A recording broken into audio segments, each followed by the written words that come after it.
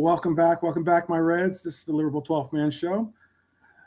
We are going to basically do a game review and talk a little bit of what is going on in some of the headlines and some of the content that's being shared on other channels or other content creators that are, other socials, I should say, that are sparking some room for debate on certain topics. We'll also field whatever you have to say, and as well as talk a little bit about other things going on in the Premier League. So we are going to, unpack this dramatic game that we had to listen or watch, whichever way you got to see or hear the game at Turf Moor against Burnley, 95th minute. Mohamed Salah penalty.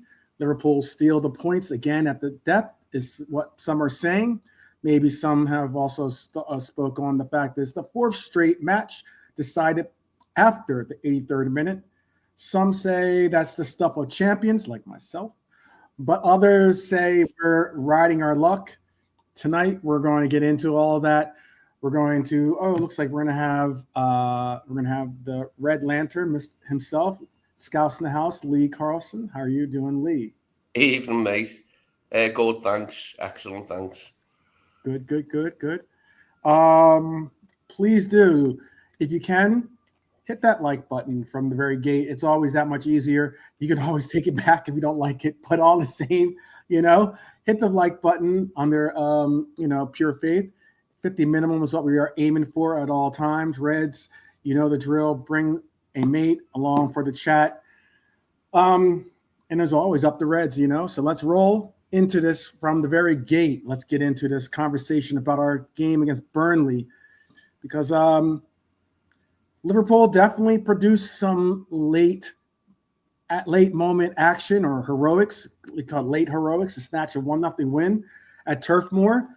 Salah, under all the pressure in the world, by the way, having missed from the penalty spot before this season, steps up in the 95th minute and delivers.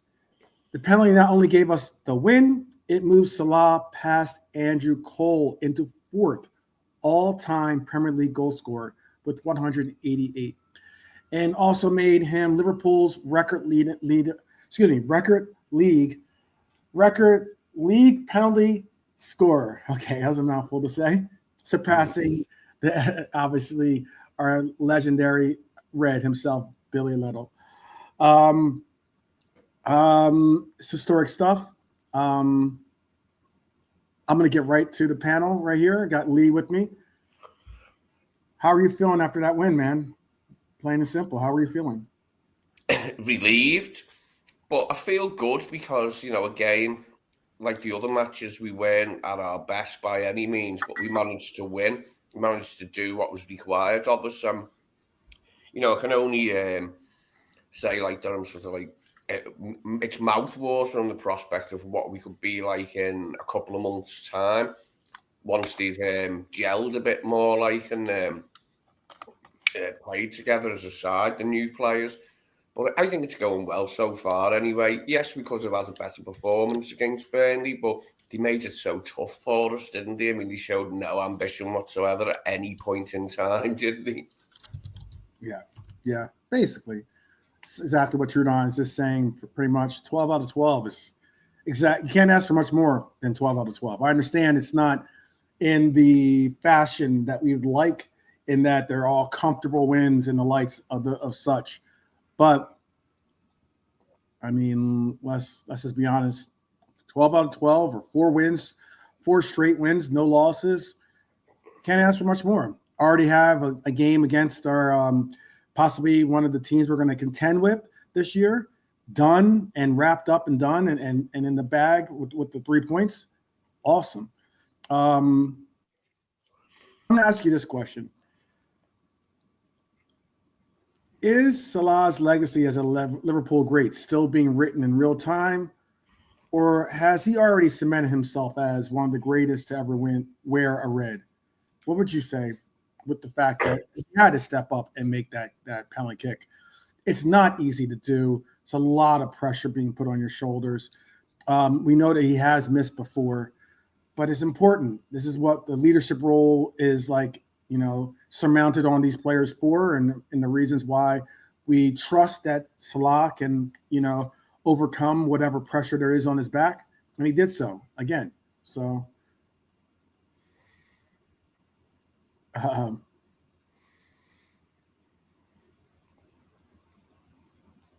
okay. All right.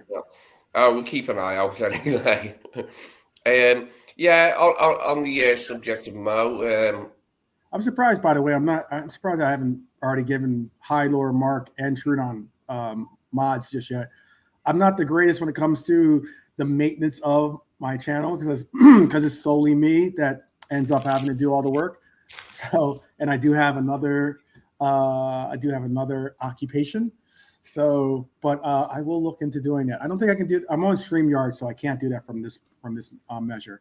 But normally we do have some mods in the house.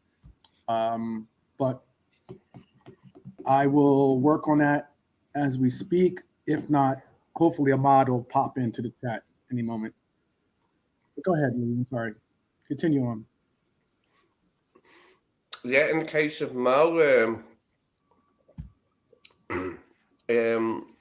he cemented his legendary status long ago, I think, didn't he? But it's still being written as his story. There's still 2 years on his contract, isn't there? Yeah. It'd be interesting to see how the Atletico match goes, because I believe they've started the season in pretty poor form. But I'm hoping they do show some ambition, and allow us to actually play a bit more than what we've been able to in some of these league games. I've actually been looking forward to it, just to change to Champions League from league action, to see if we can have a more cohesive team performance, because we're allowed to play a bit more. They've been really tough games, haven't they? Yeah, I agree with that completely. Where are we at? I'm asking that because I know some have questioned Salah's start to this season. It's something that, I thought about this, maybe that we've got some OGs in the chat. Maybe they can help me out. As I was just saying, it's only me that makes the primary editorial decisions with the channel. And I was thinking of do I need to, get together a Salah featured episode, because there's been some real direction towards saying that, what's going on with, just questioning what's going on with Salah's game in a sense. We spoke on how he wasn't involved in the Newcastle game. We spoke on how he was very, very limited in his involvement in this game. This isn't the only game that we've seen him be limited in such of a way. At first, we were all saying, I remember one time he had 0 shots and 0 goals, 0 assists, 0 shots, and I think 0 chance creations or something along those lines. And we're all saying, and the only time that ever happened before was against Newcastle, and but I'm like, is Salah untouchable when it comes to asking tough questions? Is he untouchable, Lee? Yeah, to a certain extent. To a certain extent, I do think we should be willing to sub him a little bit easier this season. If he isn't having a good game, and if he has been fairly anonymous, there's nothing wrong with subbing him. It doesn't mean that you don't rate him anymore, or if you lost faith in him, just subbing a player. But right. we were lucky we got out of jail there. He stayed on the pitch. Maybe if they hadn't had that man sent off, he'd have went off alongside Gakpo and Ibu would have stayed on. But we'll never know now. But yeah, I'm glad he was there to dispatch the pen. I was a little bit worried as he stepped up when he placed it and then went backwards, and I was a bit worried myself. But it was a great pen. It was an excellent pen. And we got out of jail. He did, yeah. It almost looked like it almost looked like he was like second guessing something, or you're just speaking on that point. Mm-hmm. But yeah, I mean, it's a good thing. Yeah. Somebody else could have took it if he would have went off it, because we'd made them 2 subs, haven't we, before they had the man sent off. Well, we were making 2 subs, and then when the guy got sent off, I think we might have took Ibu off anyway, even if they still had 11 men. But I think Mo might have been going off alongside Gakpo if the Burnley guy hadn't have been sent off. Let me add that in too. I do have some great statistics for this game. I thought I put them in here, to tell you the truth. But I've got no worries about Salah's form going forward. I've got no worries about his form going forward. Like, I think once he gets into the swing of things and this team gels a bit better and we have more space to play in sometimes, I think he will be okay. Things will be, the way we like them. I had, let me bring this statistic up. I keep taking EB off until he decides to sign or go. That could be not a bad idea. It was unique. I thought it was very interesting that some of the transition of formation that we went with when we did make the changes that we did in this game too. By the way, that was very interesting.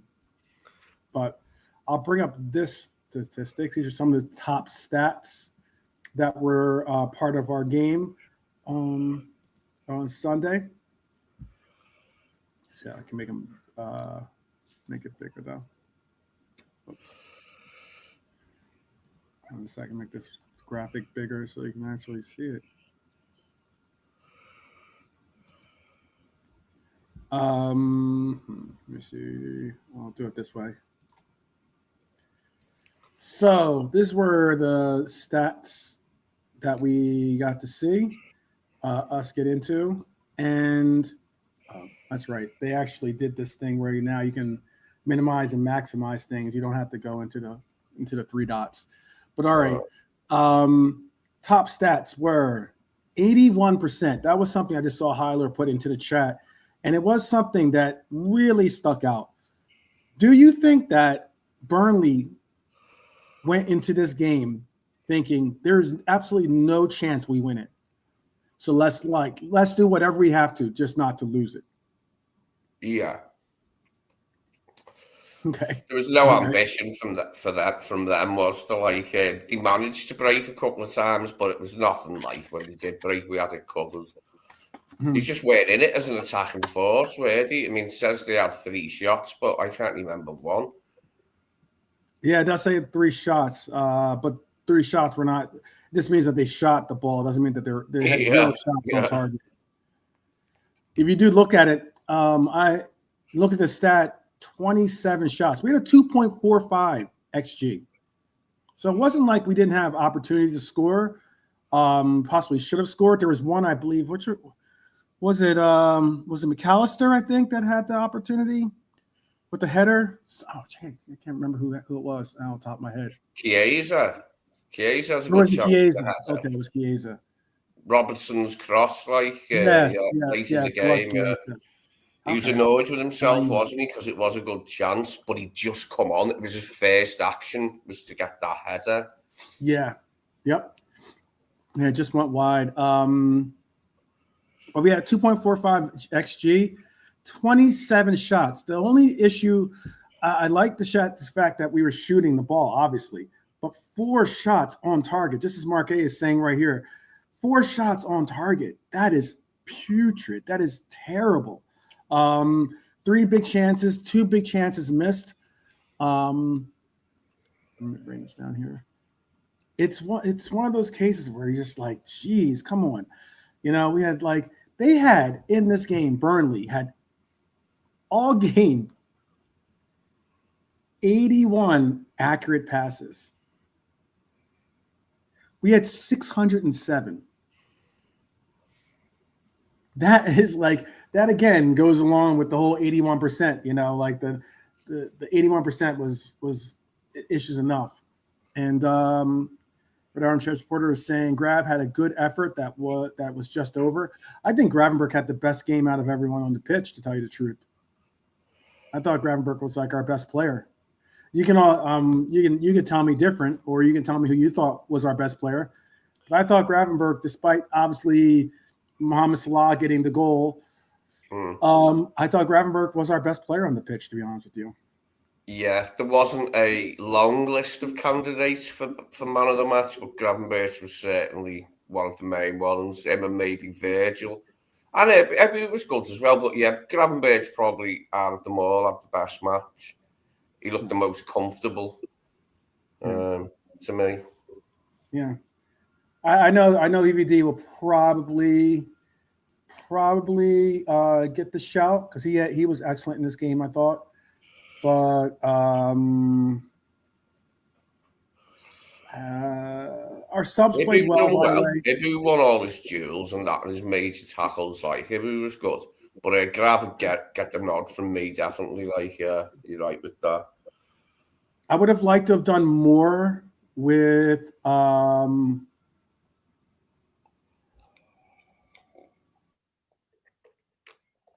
was supposed to be the troll. Here's the troll, I guess.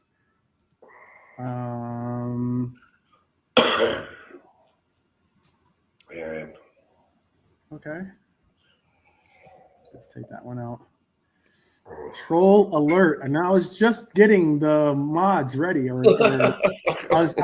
have it on the other side of the screen here. I was trying to do three things at once here. Does anyone know what UTTP is an acronym of? I don't know. Do not know. But it's okay. It's okay. At least I know. Exactly, Mark. I was just about to say that exactly. At least I know I'm not a small time channel anymore. I get my share of trolls. So here we go. Whoops. My dad, red armchair supporter. Let me do this correctly. I just hit the wrong button. Let me see how I redo this. Red armchair supporter. I hit the button by accident and accidentally removed you by accident. Let me see how I undo that. Give me 1 second. Oh man, now I gotta undo it. Got so much to do. Here, Lee, take over for a quick second and tell me some more of your insights. Your excellent insights. Well, I'm going to make sure I can get red on the quarterback. Yeah. As far as the game goes, yeah, it was just really difficult because of the way they set up, like, wasn't it? And any side would struggle. I can't think of another side in the country that wouldn't have struggled yesterday, given the way they played, like how deep they sat and how many men they had behind the ball at all times. Yeah, I can't think of a side in the country like that would have got round that easily. Probably not one on the continent either. It was just you had to tip your cap to them. I did, like, as much as hated watching it, like, and that you had to tip your cap to them, like, because it was a really good rear guard action, wasn't it? Mm-hmm.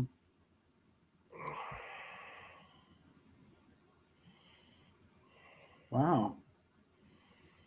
It is getting interesting. Wow, okay. I'm definitely going to mod some of you guys real quick right now because this is getting, for me to have to do it myself, it's going to be very difficult. Very, very difficult. And apparently this person is going to try. I know. Let me see. I'm going to bring in, let me see if I can do this real quick. Again, apologies. Let me do this real quick so I can bring properly in. bring Red Armchair Supporter back. I need to make him a mod anyway. So I'm gonna do it real quick. Let me see. Oh, I could do it right here. All right. Big up everyone. Hope that everyone's doing well. These trolls have definitely tried to infiltrate our little enclave here, but it's all good. Big up to AR. Big up for definitely Justice for the 97 for sure. Oh, maybe not. Looks like this person is a troll too. That's horrible that you are actually making you call yourself that and do a dishonor. They did warn us. Whoever warned us before said, like, yeah, it was pretty nasty stuff. Like, yeah. Just as I thought he was trying to be cool, he says something pretty disgusting. Red for Life, you're for right this moment. I'm gonna make some other mods real quick, but Red for Life, please help me out here. I guess keep an eye out. Looks like we're getting troll attacked. Pretty harshly and pretty harshly. That's horrible that he would use that name and then go as far as to make some disgusting comments like that.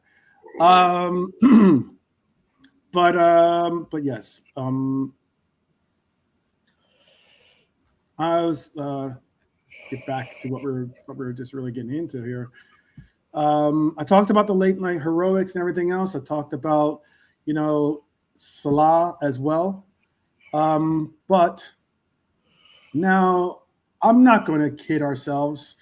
Burnley made this tough. They played an excellent despite the fact that they didn't come out to win this game. They did come out with an intent to make sure that they didn't drop points, that they didn't get embarrassed in their home turf.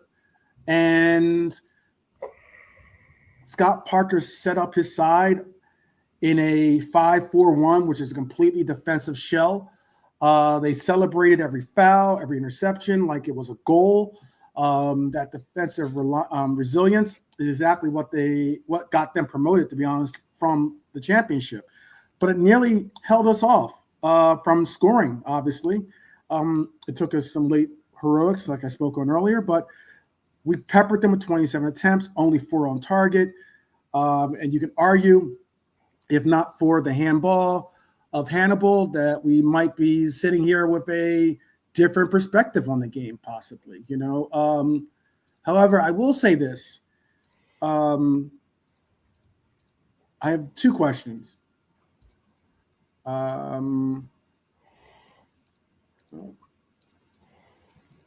Two questions. Hold on. This guy's definitely putting effort into it, by the way. Jeez.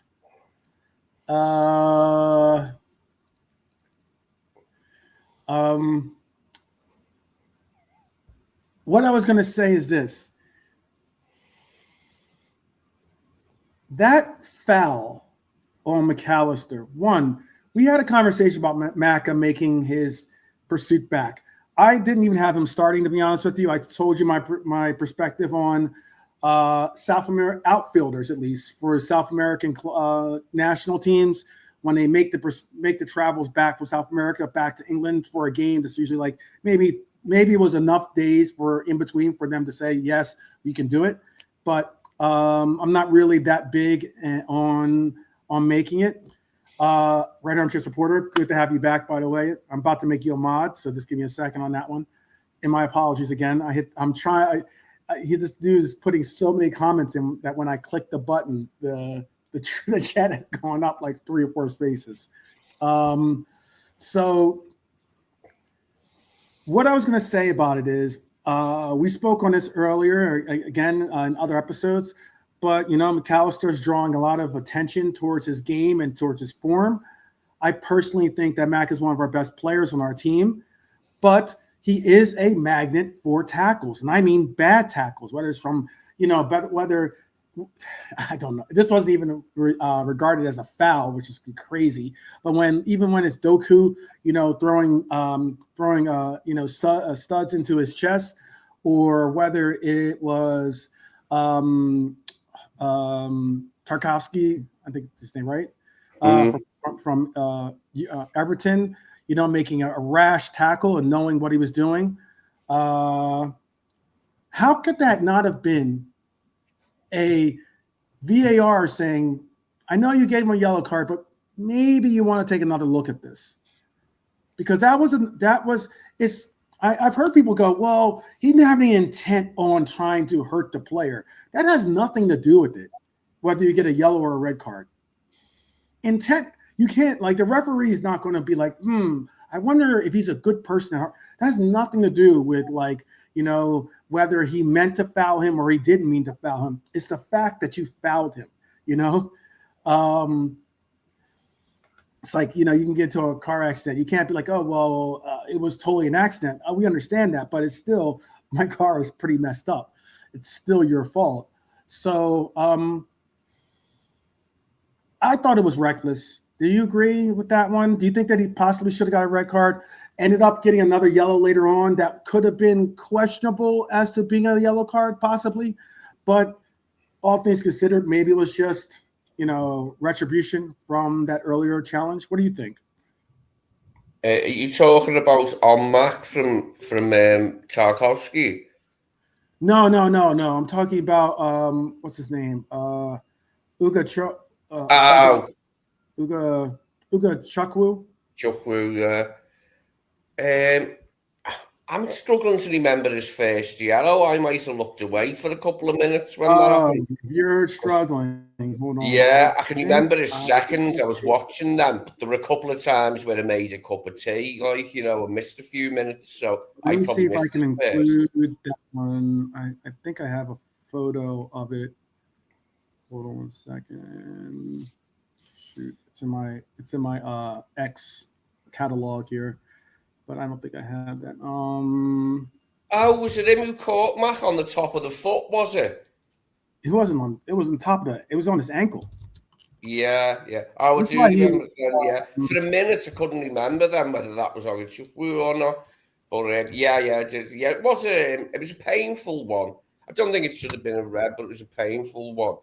I thought, are you kidding me? For that to get a yellow and for Bradley to get a yellow for what he did, I thought it was a bit harsh because there was a bit more in the tackle on Mac than there was. Did you see the one Bradley got a yellow for later on in the match? I thought that was harsh. Yeah. When you compared it to the one, the first one on Mac. Yeah. But I'm bound to say that, Arne, I as a Liverpool fan.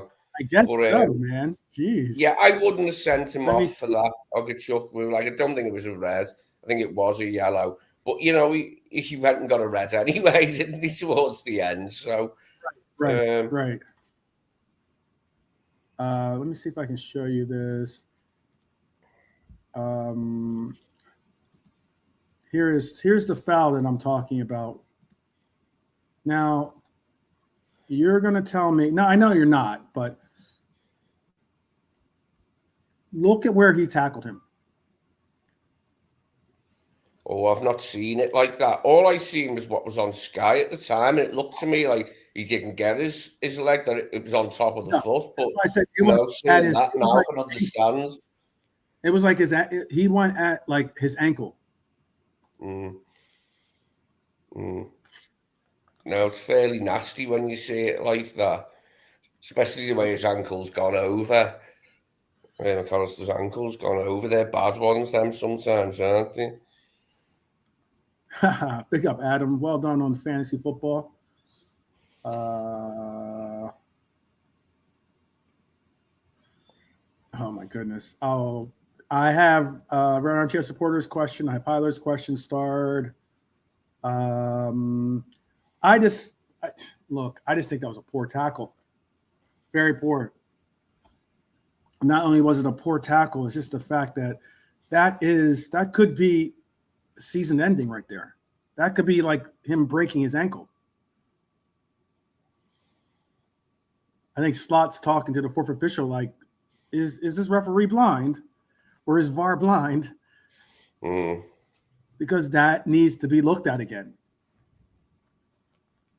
And again, I know I can see why he was down for so long now. I've never seen it like that. What I saw was just the immediate re-showing of it, like on Sky, and then they never went back there and bothered showing it. Like, I don't think I think they might have shown it twice, the contact, but from the angle I seen it on Sky, it looked like he only caught him on top of the foot. I didn't see that he actually went further in with it, like, and connected with his ankle.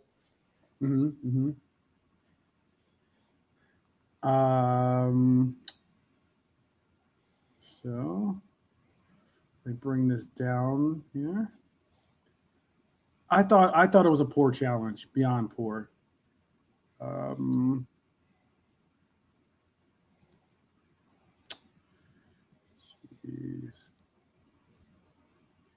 This guy is definitely doing his work. He is definitely committed. All right. But what else? I don't. I guess seeing that challenge, I just know that this is a player that he gets a lot. Just as Red Armchair Supporter said, he is a magnet for some really, really rash tackles.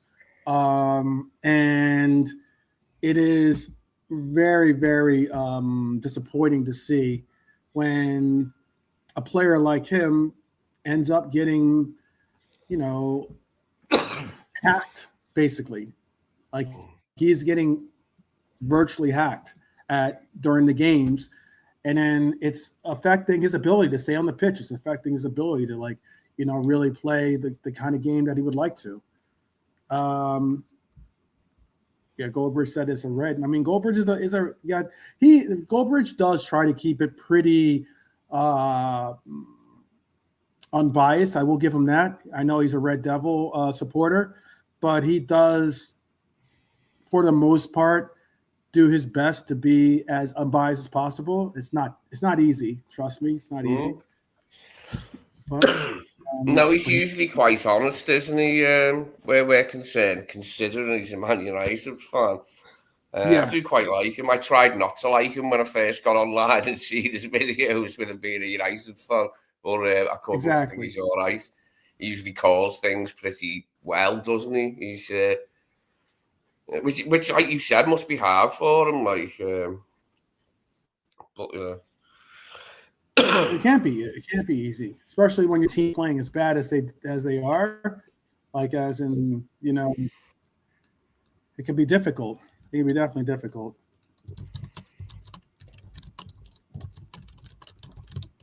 All right.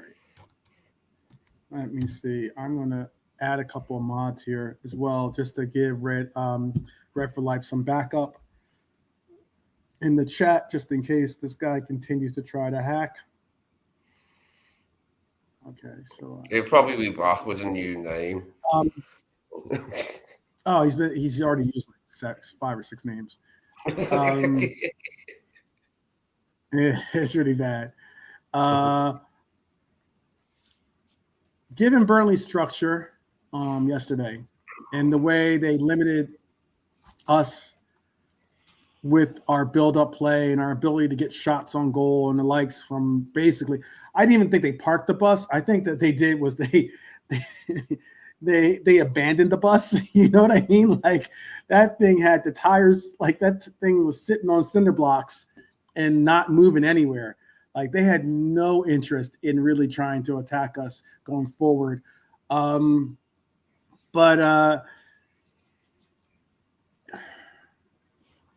Would you say that Slot got this right tactically? Or was he maybe being a little bit naive with some of his tactics and not putting in possibly the right personnel or setting up our team with the right, I guess, plan or scheme or plan? No, I think he did everything he could. And then, he used all the subs, and eventually it paid off. The subs, because it was his last couple of subs, wasn't it? Which was Rio and Jeremy. and it pays off. But I don't think there's an awful lot more he could have done differently selection-wise that would have necessarily yielded us more chances from open play. It was just hard going all afternoon, the way they set up to create chances in open play. And what about trying to make, look, I'm not saying that Cody had a decent game, actually. He didn't have a horrible game. There's a couple of times I thought he should have overlapped or the likes to probably like mix it up a little bit more. He kept, obviously going under as opposed to going over. But he had a decent game. He didn't have a great game, but a decent game. But maybe considering you're going to have a setup the way that we have for Burnley, and this is something true. I said this in the group chat. I don't know how much I don't know how much the group chat took this as me trying to if they took it with a grain of salt or something. I don't know, because we made predictions. We're going to get into those predictions later on too, by the way. But there was a spot in that game where, despite the fact of us being down or being 0-0 going into extra time, once we put Rio on the pitch, I remember saying this to some of my supporter friends here in the state.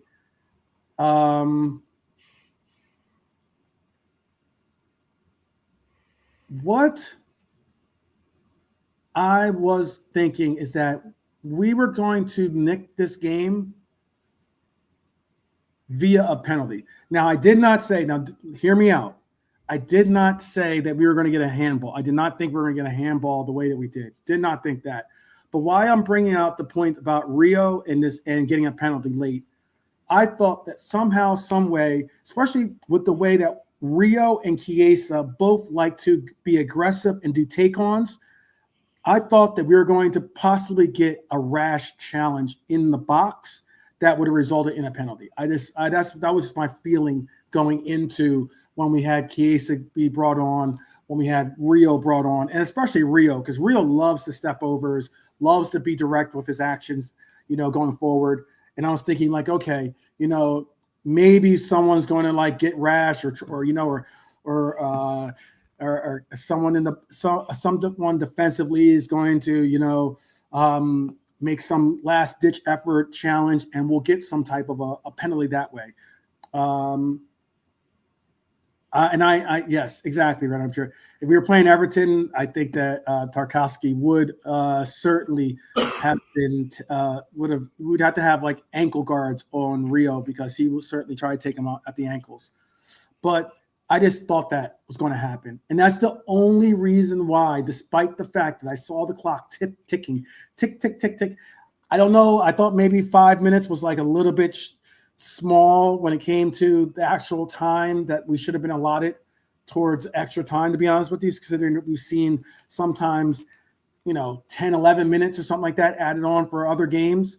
I thought with this game, particularly with the amount of time wasting and fouls and substitutions, that we're going to see more than 5 minutes. Well, we didn't, but all the same, I had that feeling that we're going to get a penalty simply from a poor challenge in the box. We were fortunate enough to get one from a silly, I would go as far as amateur decision by a player.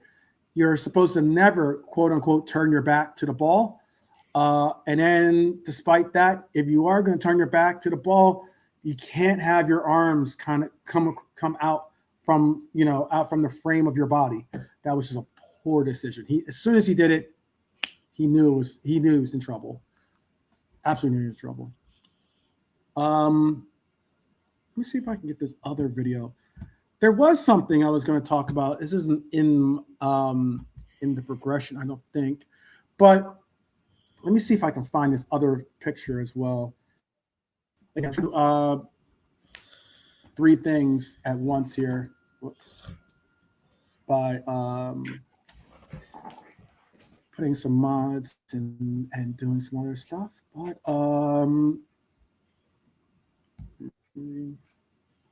But there was another thing that really, let's see if I can find the picture as well. I'm pretty sure I saved it. Let me see if I have the picture. I might not, because I might be not in the right. Sometimes the photos I have aren't in the right format. This one might be the case. Let me see if I did save it. But why I'm bringing it up is when we took that penalty kick, before I even get into what the point I'm going to bring up, when we took that penalty kick, how much faith did you have that Mohamed Salah was going to bury that penalty? Quite a bit, but it did flash through my mind, like when he placed the ball and then went back and took it up. Could he miss this? But thankfully he didn't. But I was on tenterhooks, before he took it. I'll admit that. It wouldn't have mattered who was taking it because of how late it was and the way it happened. I was just, is this going to go in or what? But it did, and it was a good pen as well. It was a well taken pen. So pleased as punch.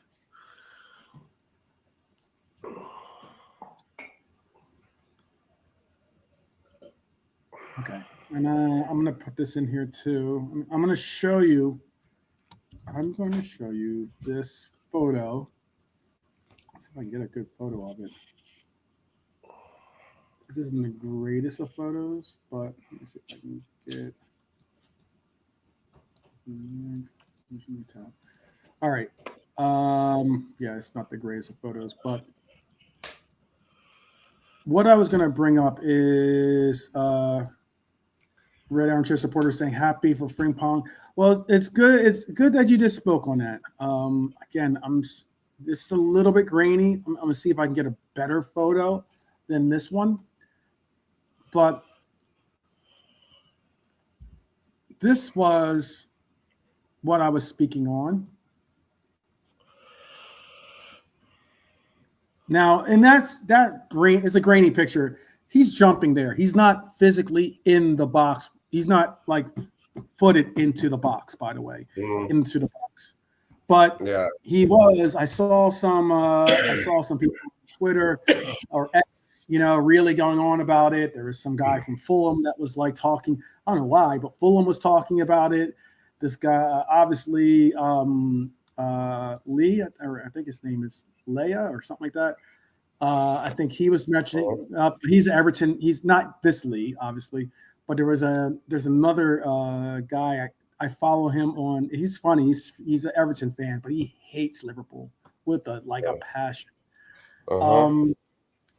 But in this, Frimpong was like, we're winning this. What do they say? By hook or by crook, by hook or by crook. There you go. And again, he was leaning to get into the box, and he had anticipated that the shot would have already been taken.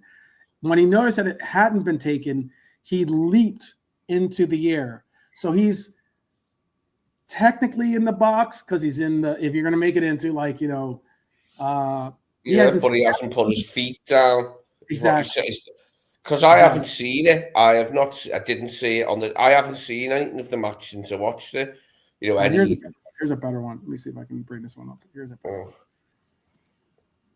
The fact that they've had to stoop this low to find something wrong with our win, though, to say, that guy was marginally in the. And yeah, it is the rules, but I think it's got to be done, most of it. Oh, actually, that looks different. Now, that looks like he is in the box and running.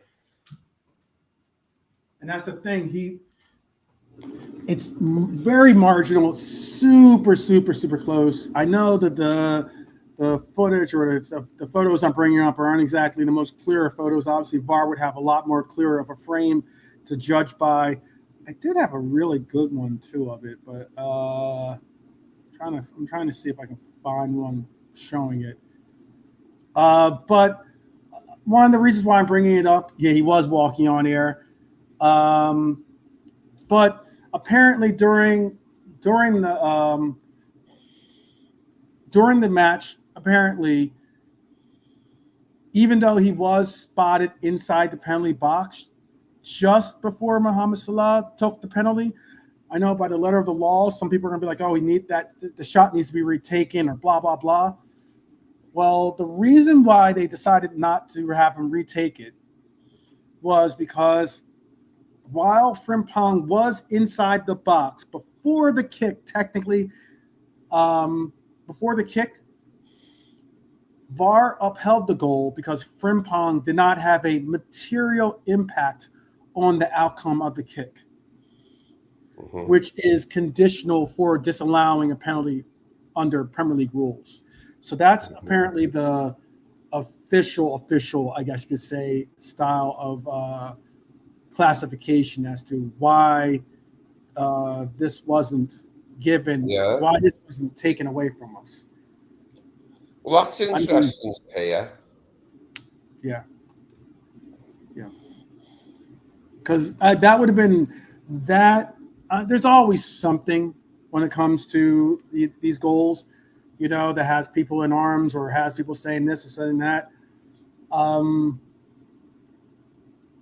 happy with the fact that Frimpong was obviously looking to be a hero, very, very excited to even be on the pitch, considering that he has been on the mend for the last couple of weeks. But it would have been harsh to have had him be a direct result in the penalty having to be retaken and maybe even possibly being saved the second time as opposed to the other. But I think it was because the goalkeeper went the opposite direction, because the kick was taken so well, because there was absolutely Frimpong stepping into the box had no real impact in whether Mohamed Salah was going to score or not score. I think that's the reason why it was correctly not overruled or retaken. So yeah, it does go to show you the length some media people and some rival fans will go to whoever wins, doesn't it? It seems like if what you said's correct, that they looked at it and said, "No, that's okay." There was actually no effect on it. I mean, yes, you want the rules to be upheld, but he's barely in the area, and like you said, the keeper went the wrong way. Yeah. If he just saved it, obviously he needs to try to get the ball, that would have been different, but it went straight in, didn't it? So I'm glad to see that they didn't pull it back, because it would have been annoying. Yeah, exactly. All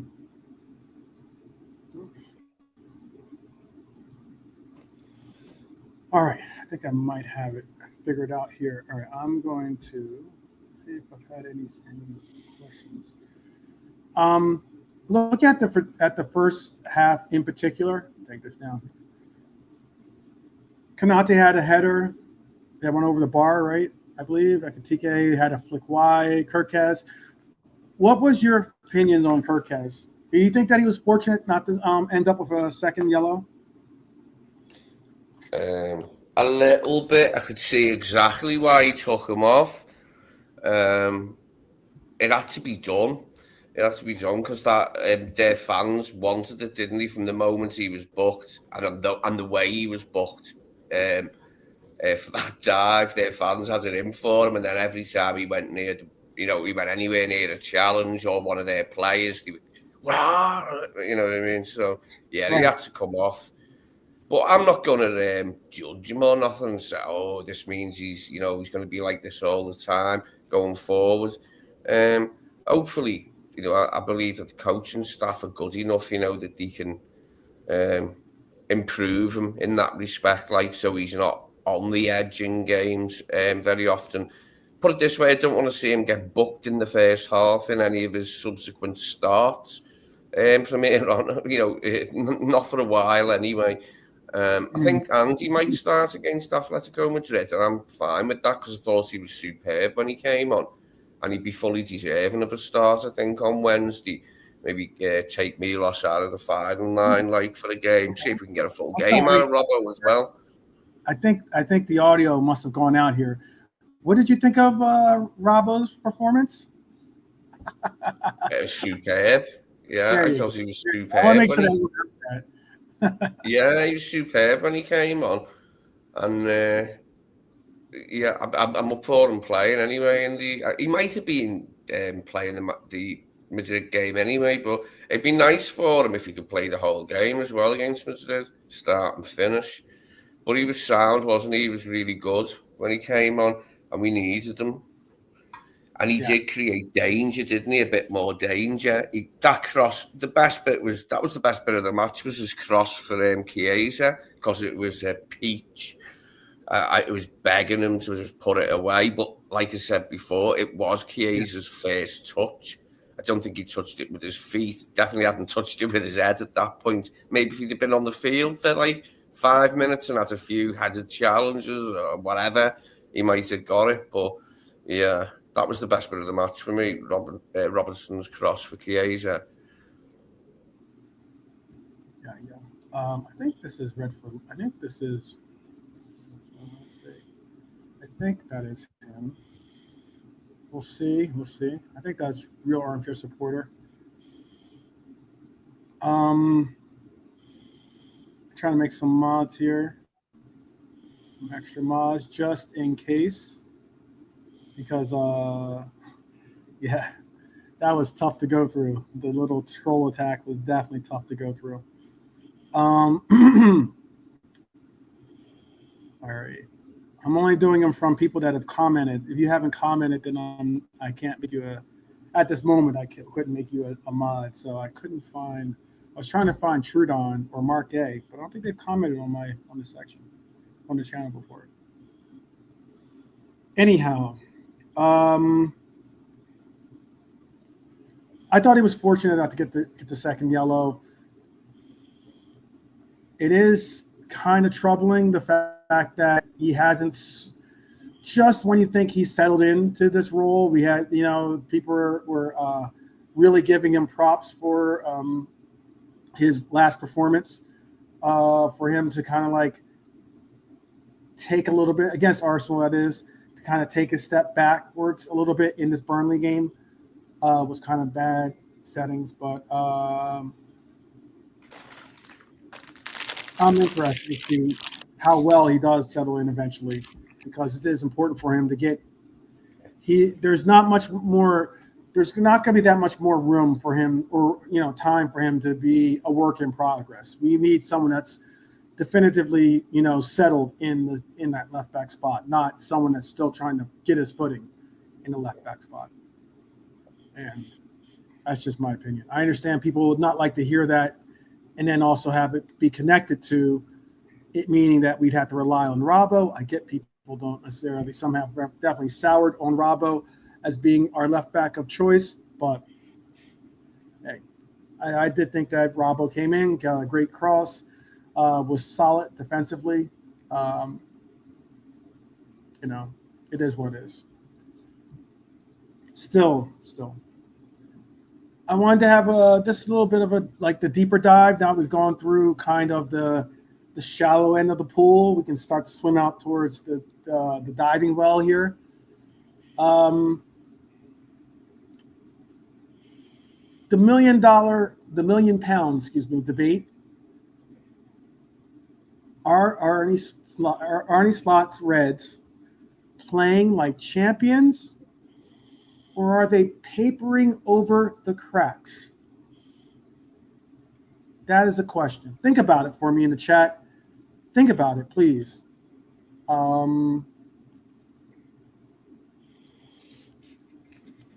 Are we playing like champions, or are we simply papering over the cracks for a team that has yet to really gel? And trust me, I understand. I've had some real comments thrown back at me from me kind of defending our play or defending our results, more so. Not necessarily defending our play, but more so our results online, especially against some of the trolls and maybe even against some of our rivals. I know because I got into it with Egal on Twitter, but he had some kind of cheeky remark. You know, he loves taking out his frustrations on Liverpool lately. But are we playing like champions, Lee, or are we just papering over the cracks? Well, in terms of having 12 points out of 12, we are playing like champions, because what the champions do, they win, and they also win when they're playing badly. Performance-wise, we might not look like champions or look that hot, but we can only be as good as what your opponent allows you to be sometimes, and we weren't allowed to get into like a free-flowing rhythm, were we, against Burnley or against Newcastle or even Arsenal. So I think everything's okay. I don't think we're papering over any cracks particularly. Okay. I think we're just waiting for things to click, aren't we? We're just waiting for the new players to be more settled in the formation and with their new surroundings and teammates, and then it should be great. I mean, for me, one of the main things is how quickly Wirtz can bed down and start showing, like, you know, what we know he's capable of. Because I think if that happens, it'll be massive for us if he suddenly gets into the swing of things and starts creating danger and assists and goals. Like, then we'll look a completely different team, I think, from what we have so far. I'm looking for this Mark A comment. Is it this right here? Is that what's being asked about? Hackball is very predictable, not helpful against a low block. It's why I was about to. I never got to the point. My apologies, but if there was ever a game that I would have maybe said Rio could have started, it could have been this game. I know giving the young lad a start is an immense overtaking or undertaking. And I just believe that if you had given Rio, if not Chiesa, the start, it would have been nothing trying to make a statement on Cody's game. It would have been more so, or talent or capabilities or anything like that. It would have been more so just a different approach towards what you knew was going to be a low block that you're going to be going up against. So I've always preferred to have players like Lucho, for instance. I've said that I used to get, ridiculed time and time again against my support of Lucho being not only a starter, but being a crucial member of this team, especially when we go up against low blocks. Now, it's difficult enough to go against a team that's suited and disciplined and totally committed towards defense. However, if you do have players that are not only creative, but I mean creative at foot, you can possibly get exactly what I was saying was what the reason why I thought we were going to get maybe some type of late penalty in the box was because players like that tend to create opportunities and chances. And defensive players, especially those that aren't as quick as foot or maybe not as defensively astute, will take challenges that are poor challenges. And usually players like your Rio, like your Chiesa, like your Luchos from before, can end up getting fouls. Even rest in peace, your Hatas, your Jotas out there. There are quite a times your Bobby Firminos. They would be able to get fouls. Your Manes, they would be able to get fouls simply because they are good with the ball at their feet.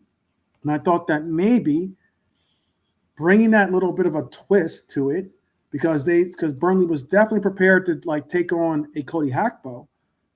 But having to go on against the creativity of a Rio or maybe even a Chiesa might have opened up a little bit something. That's just my opinion. I'd love to hear your opinion, Lee. I'd love to hear what you guys think. On Cozy. On Cody's involvement. Because I see Heiler says he disagrees because it was a Walker that plays left back for them. Or right back. I think Cozy can be okay against a low block. This was just a very extreme example of one yesterday, which made him look particularly average, but it did the same thing to Mo. The pair of them looked distinctly average on the day because there's just no space for them to operate in. With the how far back they set their line and then defended. But he's going to have quite a lot of eyes on. All our players are under a microscope constantly, but the bar's been raised for being in our squad and being in our team. So there's a lot of players now. Mo himself will be under the microscope this season to see what his numbers are like and all that. You know what I mean? But it's a good, healthy thing. This is a healthy thing for the club.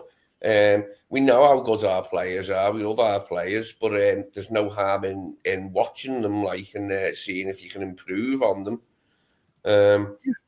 I like Cozy anyway. I think he's got more to give, and I was hoping to see more from him this season in terms of a bit more evolution, he become a little bit more deadly.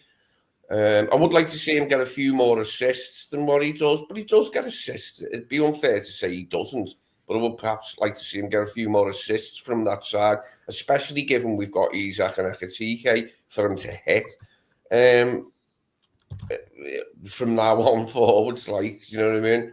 So I've still got a reasonable amount of faith in him being the player for that position. I mean, Hugo himself could play out there maybe sometimes, and obviously we've got Rio, haven't we? So everyone in the squad's got a job on to get minutes on the pitch. They've all got to give it their absolute maximum and be effective when they can. But yeah, he wasn't the only one who has a stinker against Burnley, was he? It was just, it was forced upon us, really. I defy anyone to name me a team that would have, another team in the land that would have done better than us yesterday against Burnley. Because the way they went about it was just more pronounced, wasn't it, than usual? In terms of a side having a low block and being defensive, it was to the nth degree, So we won't be facing that every week, thankfully. No, we won't. And again, this is just debate. It's not necessarily me going at anyone in the chat. Don't ever think of it that way. But why I distinctly do think that even though it was Kyle Walker, I did mention Lucho, correct? And despite the fact that I'm not saying that Rio is Lucho or vice versa, but what I am saying is that they do have very similar aspects of the games in that they like to take on their players, they like to do step overs, they like to be creative with their dribbling and the likes, and they do both have pace. I know Walker does have pace. I get that. He's also, as Mark A just spoke on, 35 years old. But I think that the way that Lucho, we can all remember the game against City, where Lucho had Kyle Walker on skates. I guess that's a term we use here in the sense of he looked lost at times. There's that iconic clip where he got totally turned around and was lost with the ball and made to look stupid. Rio likes to try to take on those kinds of offensive approaches. And that's what I would have liked to have seen. That's That's what I'm saying. And you can also give it to the fact that I think it was Rio. Rio had a real great cross that unfortunately no one could get behind. I think that Salah just wasn't on the back post for it, but it went across the pitch. I'm pretty sure that was Rio's. Do you remember that or no? Yeah. It was one of those like it was a cross. It was a low cross. It wasn't like what most people think of as a cross being in the air, but it was a low driven cross across the box, and it was a great pass. Just unfortunately, there was no one there to get behind it. Let's see. I did say I would bring up some of these starred comments. Let me bring up some of these starred comments before we go deeper into our conversation, because I do have a little bit more of a deeper dive. But I'll bring up this. Hyler says, "I have just one question, and that is why Robbo isn't starting matches. In 3 out of 4 matches, Kirkes hasn't been quite up to it. I think it's time to recognize Robbo's effort and make him a starter." Okay.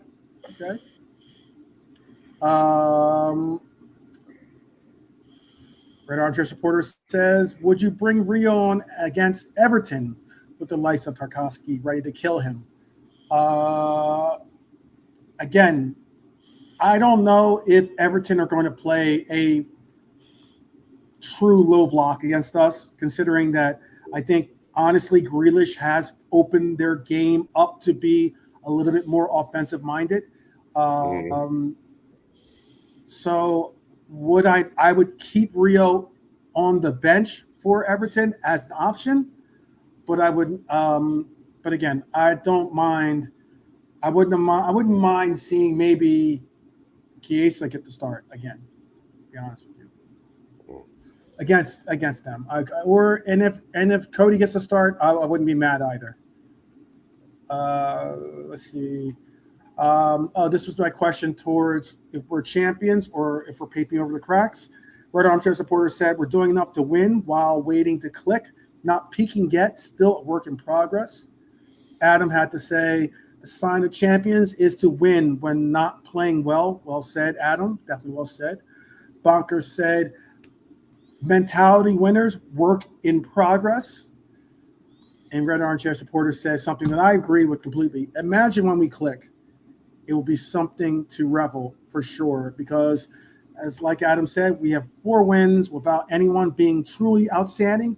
So that is a real testament of a champion in my mind, by the way. No way is it Lady B's birthday. No one told me. Oh, yeah, it is, yeah. It's Bernie's birthday, yeah. Oh, my goodness. A year wiser, a year more experience and a year wiser. Oh, I know. I see.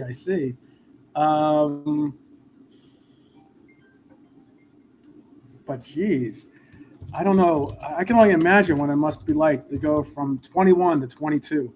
But it's all good. It's all good.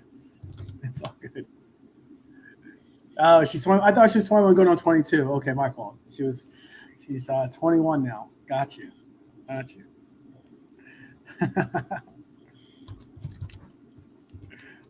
me see if I can put something together for Lady B.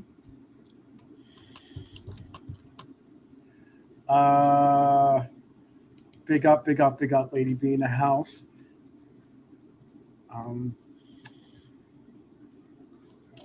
Let's see. Trying to think of something clever. All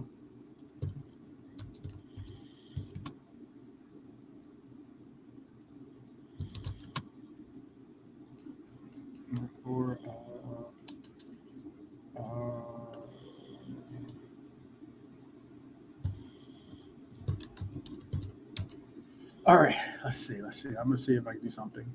But before we give a proper birthday shout to Lady B,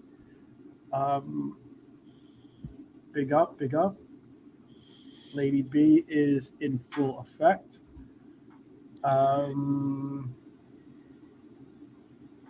Where was I speaking with the deep dive? I think I was thinking of.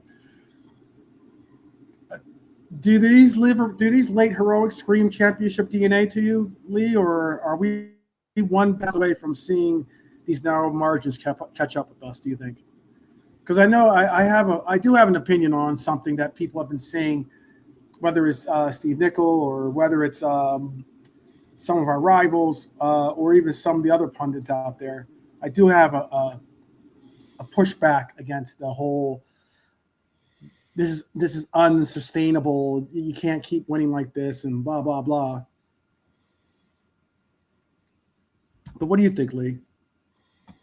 Is this championship DNA we have, or are we one bad bounce away from seeing these narrow margins catch up with us? We could be if we don't improve quickly, but I think we will. I've got faith that we will. That the common performances. Well, we got Atletico, then Everton, then Southampton, is it? I think we'll see a bit more from the team. Like, especially, I'm looking forward to the Atletico game. You know, they're a big team with some big players, and the manager's big. You know, he's one of those big personalities in the game, isn't he, Simeone? And this should lift our players for the Champions League game. And to a certain extent, I'll be glad that, you know, we're playing in another competition instead of the Premier League for once this season. It's our first non-Prem game. And hopefully we get a little bit more room, you know, to play against Madrid, and we can show our quality. The only thing that puts me off is that, like, they've had a bad start to the season. Atletico Madrid, they've only had one win. They've had a win, a win, 2 draws, and a loss in their opening 4 games. So I just hope that doesn't make them more defensive minded than what they'd normally be. A few of their players are meant to be injury out, but I'll believe that when I see it. Alvarez, Lenormand, Hanko, and Gonzalez. But I believe that when I see it, like, if them players are out. But I just want more of a game. Like I said, you know, a rest from the Premier League for me is a good thing this Wednesday. And it's top-class opposition. It should really lift our lads, like, top-class opposition with a big manager. They've got some big names in the team. Griezmann as well, still there, isn't he? Griezmann, Alvarez. There's a few, you know, it's a good squad. I'm looking forward to it. I need that and Everton. I'm expecting better performances, yeah. I mean, we're going to need them. Obviously, we'll need them. But I'm not really counting yesterday's performance as that bad a performance, because there was precious little we could do about it. The way they defended so deep. I mean, that was the thing with Kyle Walker. It is true that he has lost most of his pace, but that didn't matter yesterday because they defended so deep. He didn't need any bloody pace, you know what I mean? Yeah. You know, it's not like he was running back from a forward position from the halfway line at any point, was it? So, and that's the whole point. I mean, let's be honest. Isak wasn't there. £125 million acquisition that we have, British record signing. You could put that with an asterisk since we did it twice in the summer. We might be doing it apparently in the winter. I'll hold off on that until you hear the story later on in the segment. But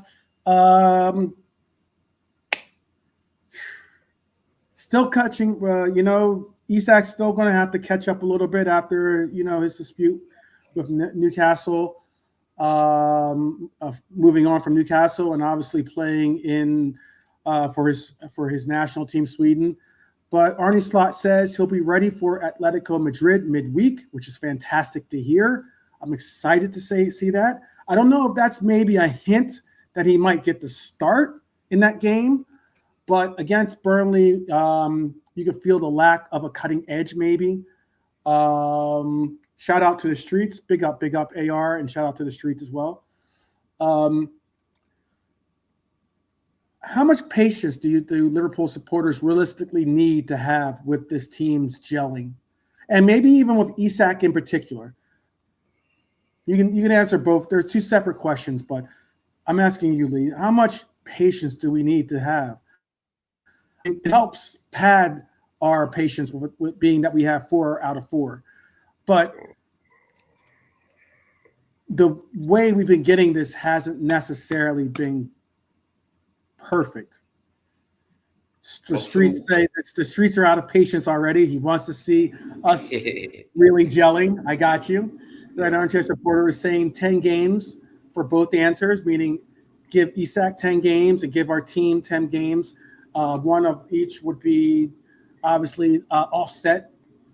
Okay, considering that Isak is just going to be getting his first game possibly with us in midweek, but what is it that we need to do?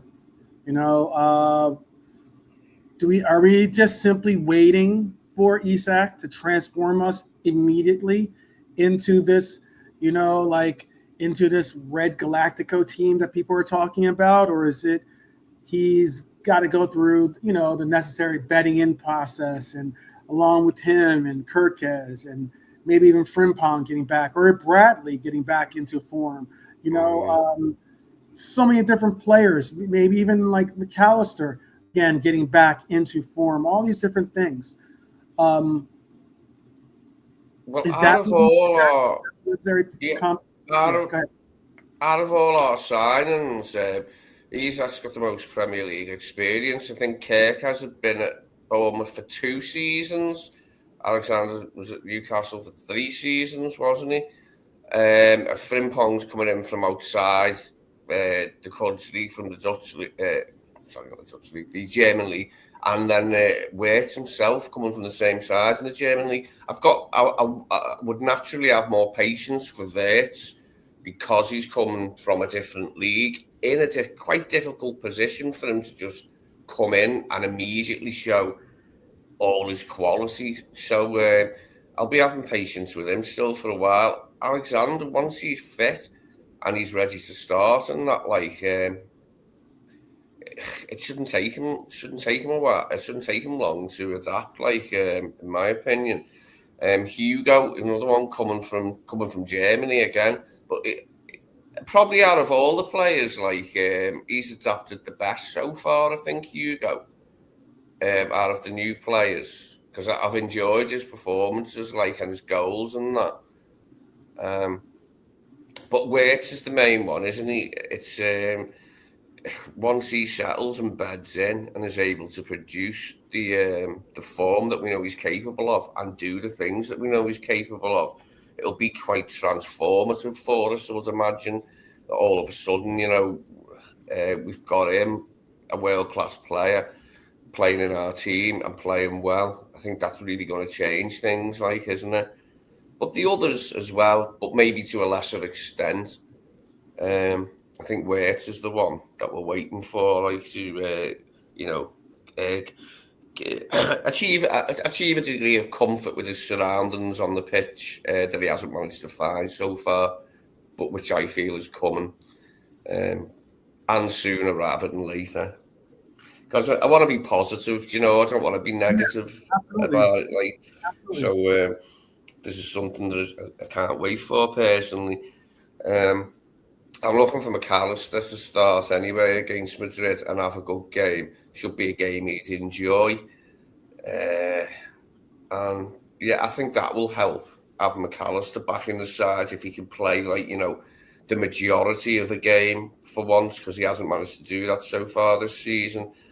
And then having him back in the team then for the derby, isn't it? Because the derby is going to be a stiff test. They always put up a good rearguard action at Anfield. They're never easy to beat at Anfield. They never have. I mean, yes, we've tonked them before, but the derbies are never easy. Neither should they be. So the two really tough games coming up, but I'm positive about it. I'm positive about where we are and what can come from the players that we bought. In conjunction with the players we already had, of course. Let me get this last one before I get into I'll just give AR's comment too. Rest in peace for sure. Definitely, mental health is nothing. Mental health is nothing to take lightly. It's something that we all deal with in one way or another. Definitely, always check in on your loved ones. Uh, it is certainly something to say when you have when you've experienced the kind of losses that some of us have. Definitely keeps you mindful of it for sure.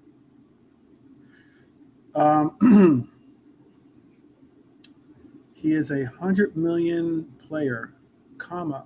Tell me who that is you're talking about. I know you're just talking about Hugo. Or are you talking about Hugo, meaning 100 million euro player, considering that we got him for 80 million? Uh, Lady B is saying you lot have no patience.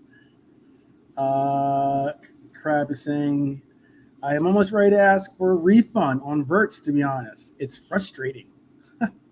I thought Wirtz played well in the second half. By the way, I understand he's not pulling up trees like a lot of people expected him to do, but I still thought that he played decent in the second half. Took Robbo 6 months to get up to speed at Liverpool, similar with Fabinho. Red Armchair supporter. I remember. I don't know if you remember this, Lee, or not, but I remember when Fabinho was playing for our team, there were people that thought that Fabinho was a bust. When he first come in, Yeah. yeah. It took him like a couple of months. It took about 10 weeks before he got put in the side, like on a weekly basis, because Yeah. Klopp said that when Fabinho arrived. He had to, give him specific training regimes and that, didn't he? And we carried on, I think, probably with must have been Henderson at the time, at the Yeah. beginning of the first Fabinho season. But then he came in, and he came in when he was ready to come in, didn't he? And the rest is history. But yeah, Yeah. sometimes it takes a while. Yeah. Matip, Lady B saying Matip the same. Because Ron Pierre was talking about Robbo, and I think that was the reason why Muhammad was saying the football needs to flow, and I agree with that completely. But I also agree with Lady B and Red Armchair supporter in saying that the one unique thing is that was Slot obviously is not the same man as Klopp. I understand that point, but it was one of the reasons why I respected the way that Klopp went about, embedding new players into the lineup. There were very few players that he started off the bat, and I think the only two players I think he did was Ali and maybe Virgil van Dijk, or they're like two of the only players that as soon as like day one they were starting. There was no, let's wait and let's like work them into the system. It was immediate. But usually you have to work the player in. And if not, and even if you are starting him from the very gate, chances are you're probably not getting him full 90-minute runs. You're probably working him into being able to perform in full 90-minute runs. So let's see. Is that all that? Crab is saying to these players, Crab says, all these players all these players that are being named were not as talented as Wirtz supposed to be. So in his opinion, there's no comparison. I would say this, Crab. Was there not a time where people regarded Fabinho as the best 6 in the world? There could be an argument also that at one point there was a time when Robbo was referred as possibly the best left back in the world. I know not everyone thinks that, but I'm just putting it out there. And Matip is still, I think Matip is one of the most underrated and underappreciated players simply because of his injury record. I think that he's one of the most underrated, but you could even go as far as to say, I'm not saying when we bought Robbo, I'm just saying that the player has talent, and he obviously had talent. He had talent enough to blossom into the player that he became. That's all I'm trying to say. And I could easily say that Matip was a phenomenal player, I thought. And I also thought that at one point, there were times when I would have rated Matip higher, meaning like as in his form at that moment. I would have said that there were points where Matip was playing at a higher level than even Virgil van Dijk. And Virgil van Dijk is regarded as one of the greatest of all time. So I'll easily stand behind that comment. But I understand where you're trying to go with Crab. Crab, you're saying that for a player that's so highly regarded, player that we spent so much money for, unfortunately, that price tag is going to bring out very high expectations for the player. Very high expectations. Florian has had flashes of quality so far. Give him time. Yesterday, he was drifting to the right side half space to link up with Mo. We're still figuring out the best way to play together. I'm excited for when that clicks, by the way. Florian tends to want to be in the left side of the pitch and then gravitate central. But I am interested to see what happens when he starts to, position himself on the right side a little bit more. It's not as if we're losing. It's not as if we are losing games. We are atop the league. Or the team not helping. It can only get better. I would hope so. I got you. That's an interesting question. If you were to get I don't really get kits with players' names on the back.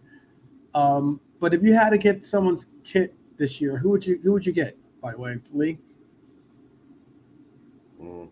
Probably FTK because it's a would you get palindrome. Yeah, because it says the same thing, forwards and backwards. Yeah, it's a good one to have, isn't it? Oh, I didn't really think about that. Yeah. Well, it's an extra reason to have one. I'm not really one for kits myself, and certainly not with names on. But I did not even think about that. That is interesting. You're right. It does. It is. What are those words called? When you can palindrome. Palindrome. Okay. Yeah, a palindrome, isn't it? Yeah. That's a good shout. He's got my number. 22 is my number. Well, if I'm playing in the outfield, that would be my number. Is 22. So I probably would take his kit too. But Lady B, I think, says she would get Virgil. Okay, get Virgil's kit. Crab, I know, wants to, as he just formally mentioned, that he's hoping that he could get. He'd like to get Wirtz's kit if he just would start to honor his hard-earned money for getting it, I guess you could say. Red for Life says Gravenberg or Chiesa. I like that, Red for Life. Okay. Those are two shouts. Or get Mamadashvili to see how small the letters would have to be to fit it on your back, right across your shoulder blades. 13 letters in that, mate. I think it's the longest name we've ever had, if you don't count double-barreled names. I can't think of one single name that was ever as long as that, 13 letters long. Adam says he'd get Salah for his son. For him, he'd get Virgil. Okay, he'd get Virgil's name put on the back of his kit. Red Armchair Supporter, I think, is kidding around, but he would get Woodman's kit. Our backup goalkeeper. Yeah, Mama's name would have to be in like a rainbow shape, wouldn't it, to a certain extent, like for it to fit? Yeah, I would imagine anyway. It would have to be.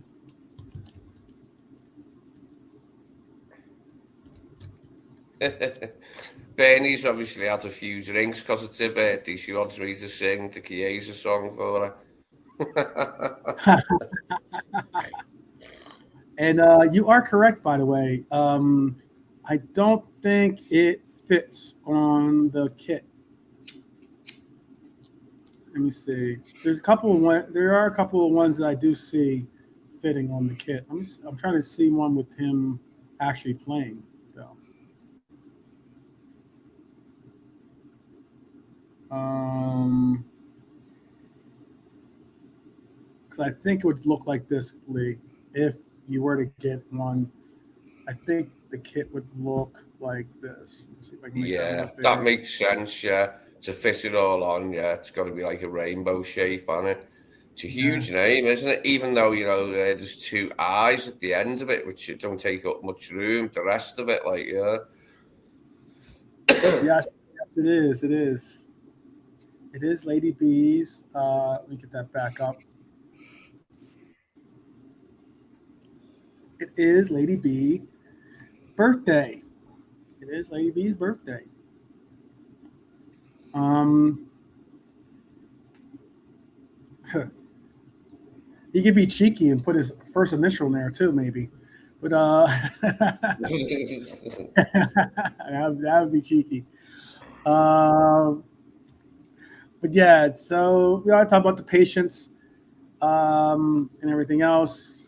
I definitely think that there's a kicker to what you just said, which is true. Liverpool's run before November is Atletico, then we have Everton, then we have Southampton, and then we have Crystal Palace. Crystal Palace away. Southampton is the League Cup game, so that's an important game. Win or go home. Premier League game against Everton obviously is huge. That's our derby game. And then we have a big game. It's our first game in Champions League midweek. It's a lot of important games right there. Let's be honest, a lot of important games. So we got to make the most of it. These next four, I've said time and time again that I think our first 12 games are probably going to be a real measure of what we're going to expect from this team this year. Because I know people measure it at 10 games. I'm looking at it at 12 games because I think there's a couple of games right after that 10th game that are going to be really, really important for us to get a real idea as to what this team is going to be about. 7, let's see, 8, 9, 10, 11, 12. Yep. Yep, because we'll be deep into Champions League and be playing against some difficult competition. It'll be it'll be the game after our Manchester United derby, which will be big, big, big. But we have that Manchester United and Chelsea at the Bridge game, two very huge, huge games. And then they're sandwiched in between two Champions League games where we go on the road for both of those Champions League games. So we go on the road to, as they call it, Welcome to Hell. I think that's what they refer to, right? Galatasaray. That's their words, not mine, right? And then we have Chelsea on the road, and then we host Manchester United, and then we go to Frankfurt on the road for our Champions League matchup with that. So that's why it's going to be very interesting to see what happens. If we get 10 Premier League wins in a row, how far ahead will we be? Oof. It's a good question. Good question, Adam. If we get 30 out of 30 points, I'd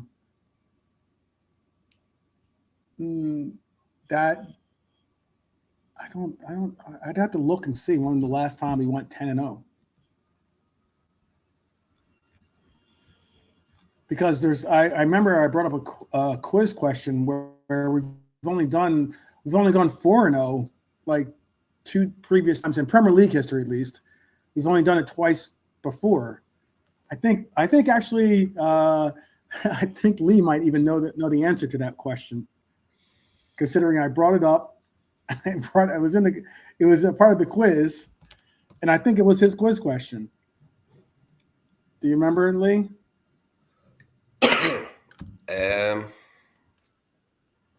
Barely. All right, maybe, yeah.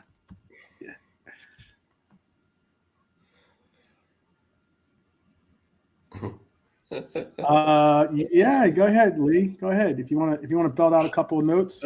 We'll just carry on a sec while I get a glass of water because I need to gargle before I sing. I don't want to frighten people, so I need to have a bit of water.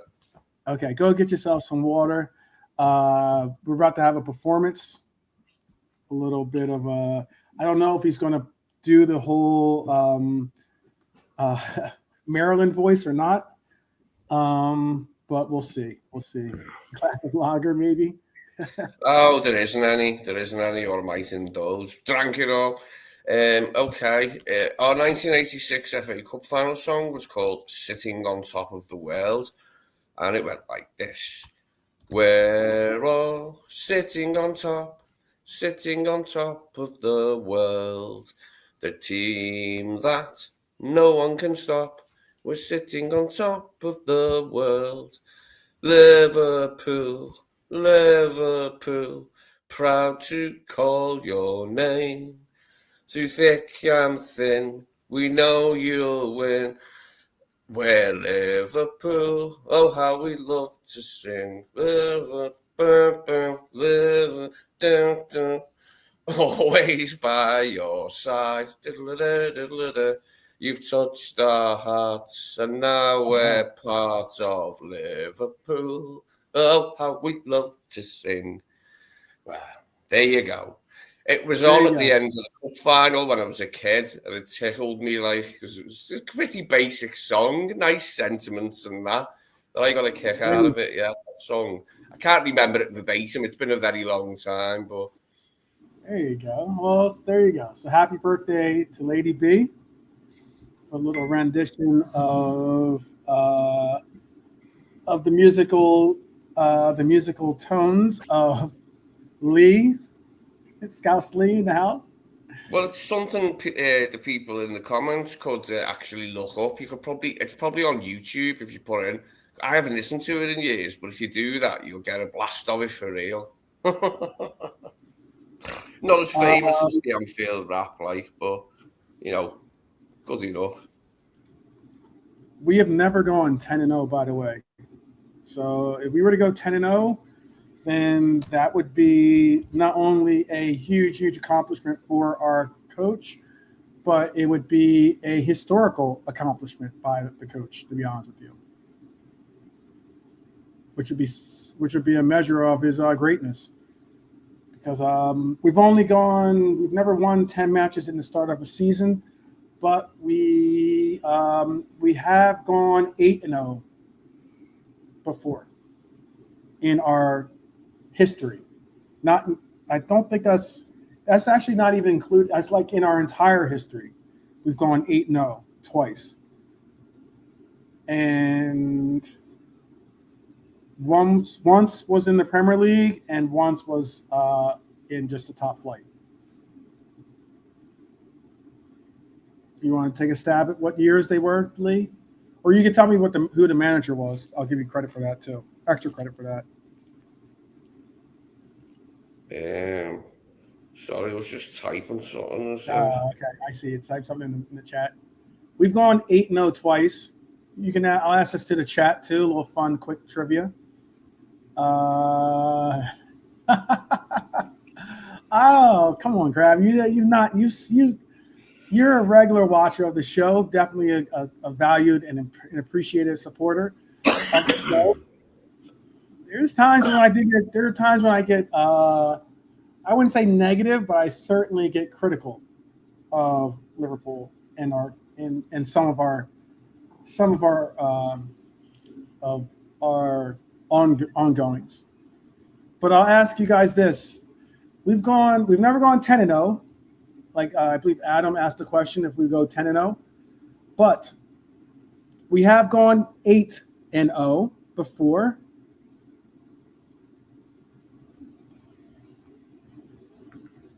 Can you name the 2 years that we've done those? What two campaigns did we do that? 2 different coaches that had the ability to say they've gone 8-0. 2 different managers. 2 different errors, by the way, too. One in the Premier League and one in top flight. Red for Life has one of them. That is correct. Can you name the second or the one Before, What was the criteria again? Sorry, just run that by me again. Okay. What was the? There are 2 times we've gone 8-0, Lee. Mm-hmm. We haven't gone 10-0. The question was originally, can we go 10-0? I said, if we do, that'd be incredible because we've never done it before. We've only gone 8. I say only, but we've gone 8-0 before, and we've done that twice. Once was in the Premier League, and once was in the top flight. Yeah, I'm going to go for Kenny Dalglish. Okay, you'd be correct on the manager. What year was it? 87, 88. No. Adam thought 86. That was a good shout. It was a good call. Good call. Or good try. I was incorrect as well. 1990, 1991 was the year I was looking for. 1990, 1991. Really? Yeah. Was the year Kenny left? Yeah. You know. Began well and it didn't end so well. I would naturally have assumed it was one of his winning seasons, but well, we all know he walked halfway through. So crazy one that, yeah. Arsenal ended up with the title, didn't they? Yeah. Yeah, that was a tough year. All right, back to this talk though. Okay, no problem, Lady B, no problem. We were asked about what the league would look like. Look, our closest competitor right now is Arsenal. They'd have, let's see, they are obviously 3-1. Their next 6 games would be, well, let's not include Champions League. So their next game is against Man City at home. That's going to be huge. Then they have to face Newcastle on the road. Then they would have to face West Ham at home, Fulham away. Then they face Crystal Palace at home, and then Burnley on the road. So you could argue that they could lose 2 games there. There's two out of those 6 aren't guaranteed L's as they used to be, but they certainly aren't gimmies. Well, I'm wondering, yeah. Points. If we end up going 30 points and they're stuck at 21 points, that'll be great. That'll be fantastic. I'm hoping that this little bit of form from Man City, winning their derby 3-0, will help them as they go into the Arsenal game. To see if they can get anything from the Arsenal game. I mean, a draw would do, mate. That'd be smashing, just even a draw if they take 2 points off Arsenal. Again, that's a massive task for them, isn't it? They've got Napoli, haven't they, in midweek, Man City. But I wanted United to win. But I'll obviously be supporting City against Arsenal. I just want whatever's best for us, results-wise. Yeah. Yeah. But now that City have actually they've done what I didn't want them to do and win, but now they have, it might help them get into shape for the Arsenal game, so Pep can come up against his former employee and try and get one over on him. Yeah. It's weird how things have turned on their head now, because it's like Guardiola's going to him as the the unfavoured one. All of a sudden, for the game, it must feel strange for Guardiola to be coming up against Arteta now, and being looked upon as the outsider. Yeah, agreed. The underdog, something that you would not have put it as ever really before this. Yeah, I mean, I get what Adam's trying to say. He says he can't really see a reason why we can't go 10-0. I mean, we all want to see that happen. Certainly would love for you to be accurate and completely correct in your prediction. I think I'm going to pull up. Let's see if I can pull this up. No, soft looks good. I think the main sticking point for us to get into 10-0 would be the Chelsea away game. That'll be a hard one to win. That's what I said. Yeah, it's completely. I mean, Yeah. we've got two home derbies for us. You know, getting W's out of them aren't easy at all. I mean, I'm not saying that we tend to lose those, especially at home, but I will say that it's still difficult not to end up with a draw against those teams sometimes.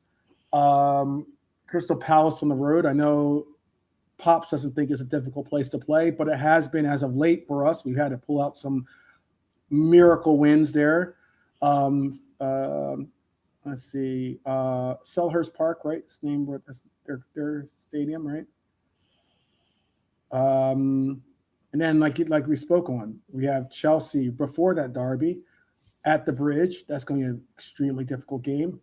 We'll have a game that's going to bring up some funny feelings for some because we'll have to venture to Brentford and face some familiar faces. And then we'll have a game at home against possibly a very, very, heck, who knows if he even has a job by that point. All things be real. Because there are some people who are saying that Emery could be out of a job pretty soon if he continues with this run or continue with this form with the club. I think you give Emery, he should be credited the entire year to find out what he can do with this team. But you'll have a game that we go back to Anfield and we'll have to face Villa. I think how many games is that? That's, let me make sure. That's 1. Everton's 1. Crystal Palace is 2. Chelsea United is 4. Brentford's 5. And then Villa's 6. Okay. So that would be 6. That would be 10-0, would be Villa at home. That's going to be tough. It's going to be tough sledding. It's not easy. And then follow up that game, even if we do go 10-0, to be 10-0 and then have to go to the Etihad after that, and then have to face Forest, albeit a different Forest with Ange at the helm at home. That's why I say those first 12 games are where I'm really, really going to gauge where we're at for the season, like what our season might pan out to be. You know, some people are saying, "Oh, when do you start really making hard assessments against the team? Or where do you really when do you really put it as, oh, you can rate the team this way or that way?" Normally, you would say 10, but for us, I'm going to say 12. I'm going to say 12 games. Our 12th game in the Premier League is when I'll definitely have a real idea of where we are, or where we stand. And that'll be basically right before we get into December, which is, how December is. December is that month where people really dictate if you're going to be real contenders or not. The Boxer Day and everything else, Yep. You there, Lee? Yeah. Oh, okay. Just making sure. Didn't know if you went off to get some lagers or something. Biscuits. Restock some lagers. I don't know. Biscuit mission. Let's do this before we run out of time here. Highs and lows from this past week in football. All right, let's zoom out for a minute. Like I said, plenty has happened across the football world this week, and we've got some real highs and some lows to pick apart. One high could be this. So I know some people are really starting to feel the ideas of maybe Liverpool going into the transfer market in January for an Adam Wharton. But there is another DM out there apparently that has our eye. Liverpool. Let's start with a big one for us, and that is reports say that Liverpool are making serious moves to bring in Carlos Baleba, the Brighton midfielder who Manchester United had been sniffing around. According to Indy Kalea News, who a lot of people now, go to for their insights. He's starting to get recognition on the lines of like a Fabrizio, or I don't know if it's David Ornstein level, but certainly on when it comes to rumors. And that is what he is claiming, that January could see us make a move for the player, and it's one to keep our eye on. That is what we are talking about, or at least he is talking about, and maybe has you talking about it as well. Who knows?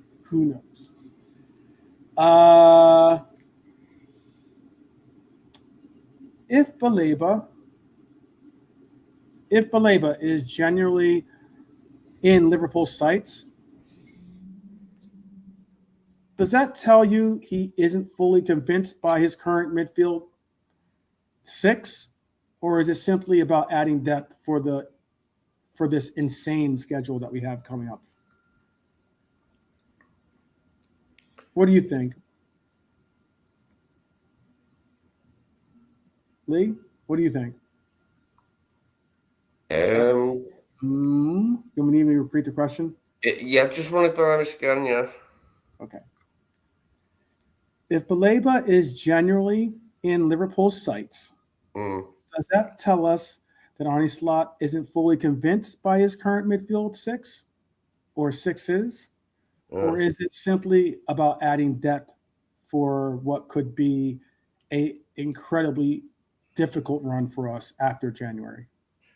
Oh, clearly it'd just be adding depth, because we haven't got a de facto alternative to Gravenberch. When he isn't there, we have to lob McAllister there, don't we? Because we know he won't start Endo in the big games. So, of course, it's adding depth, it's adding cover. It's something we don't have in that position. As much as I like Endo, that's got nothing to do with it. It's whether Slot fancies Endo, and he clearly doesn't from the beginning of games, because it goes against the way he plays, like having Endo. And I'd sad for Endo, because I like him and he's great at what he does. But for Slot, it's just not enough, is it? So we need a rotation option. And yeah, it'd just be adding depth. It'd be entirely sensible for me. I think it's what all of us are waiting for in the next window, whether that's January or next summer. But I think we're all waiting for this midfield signing then. That'll give us rotation options and allow us to rest Gravenberch and not be so dependent upon him, because we're very dependent upon him. But do you think, look, from what the numbers are speaking, I know that some are starting to try to underscore Wharton's value or asking price to be 60 or 70 million or something like that. Initially, the rumors were out there that Crystal Palace are looking at more so like closer to 100 million, considering that considering the player is an English-born player, and also considering that he is obviously playing for Team England, and also is a player that in that category, we've seen sixes go for over 100 million pounds. Wharton is certainly comparable to a Caicedo, possibly. So it's not out of the question for them to expect to get that kind of number back for Wharton. And Baleba is the same. Baleba is someone that possibly you would have to think of as being a player that Brighton didn't flinch when Manchester United, who he was open to joining, when they came in with an offer well under the asking price of what Brighton wanted. But Brighton would most likely opt for a price for their young, talented six, more so in the lines of what you're going to probably have to ask or get demanded from a Wharton. So if you're bringing in a 80, 60, 70, 80, if not £100 million player, isn't that going to scream starter? Wouldn't that say, I get that you're saying, oh, this is all about depth and everything else, but that player is most likely, if you're spending that kind of money, going to be figured out one way or another how to be a starter. Now, I get people will push back too, and I'll allow for you to answer. I'll just say I get people before. I just want to knock this out before someone chimes back at me, and they can say, "Oh well, we did spend 80 million for Ekitike, and he's quite possibly going to be a rotation piece, if not an option off the bench." Granted, but initially, if we hadn't gotten Isak, he would have been a starter. He would have been our starter, and he has been our starter for the last 4 games. So, what are your thoughts about that? That player is not coming in as what everyone is suggesting. You and the chat as well. So I see. Let's see. What was it? Red Armchair Adam says it'll be adding options. Red Armchair Supporter says adding depth, as well as what we have won us the league. So they're proven. No one talks about resting Declan Rice or Rodri. I know that's very true. Very, very true. Adam thinks he would prefer Wharton as a better option for us than Baleba. I think my biggest crawl about the hang up that I had in that debate or argument, whatever you want to call it, about our 6 is that for me, I believe that Gravenberch has not only redefined a 6 for us and in his own way, I think he's been exceptional as a number 6 in his own way as well. I think our team is noticeably different when he's not a part of our team as our 6. And it's almost like every time you get into the conversation about a 6, it's for players that would start or should start possibly, considering the price tag that's associated with them. But I think that, unfortunately, we don't give enough props and appreciation to Gravenberch because so many people are like, he's great, he's fantastic, he's phenomenal, he's this, he's that, he's brilliant. But we need to bring in this player, but we need to bring in that player. Not as coverage, but as a replacement for him. And I'm just like, it makes me, that's why I kind of got into my defense of the player, or at least my interpretation of how I'm reading the conversation. Because if someone kept telling me this player is great, he's great, he's wonderful, he's fantastic, he's the best, some regard him as the best 6 in the league. And yet we're talking about trying to bring a player to start in front of him. Well, the way I'd probably prefer to look at it is if we did bring in a player such as Wharton or Baleba. Let's say it's Wharton and he's 60 million. Yeah, he'd start games, but he wouldn't start all the games to begin with, because we could use them we could rotate Gravenberch and McAllister separately. Like 1 week we could leave out McAllister, the next week we'd leave out Gravenberch, just to give the rotation thing, to get the rotation thing working, because but who's your primary starter? Who's your primary starter, Lee? Your preferred starter. And I get, because I've had this conversation or this debate with others, and once you get into this conversation, it tends to sidetrack into, oh, well, it depends on the competition, or it depends on the team that we're going against. So, and I get those conversations are fantastic at having, but you as an adult can say who your preferred choice is as our six in a general circumstance. Well, I think it'd still be Gravenberch for me, even if we did buy this new player. But then we'd have 3 different combinations. Then with the addition of a new player, we'd have one combination we could have is Gravenberch and McAllister. Another combination is Gravenberch and the new player, or the other combination is McAllister and the new player. And we find out what's the best out of them 3 for us. You could throw Dominic in that mix, certainly. I agree with you completely. You could put Endo. It's a big up, Duff. Gravy, baby. Definitely. There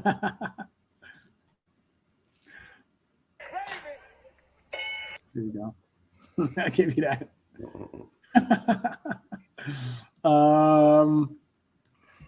But you can have a lot of different combinations. It'd be fantastic, whether it's Baleba or whether it's Wharton. That'd be fantastic, or even Endo. I unfortunately, a lot of the one thing that's going to happen by bringing in a DM, you will have you possibly will be phasing out the Endo role or Endo.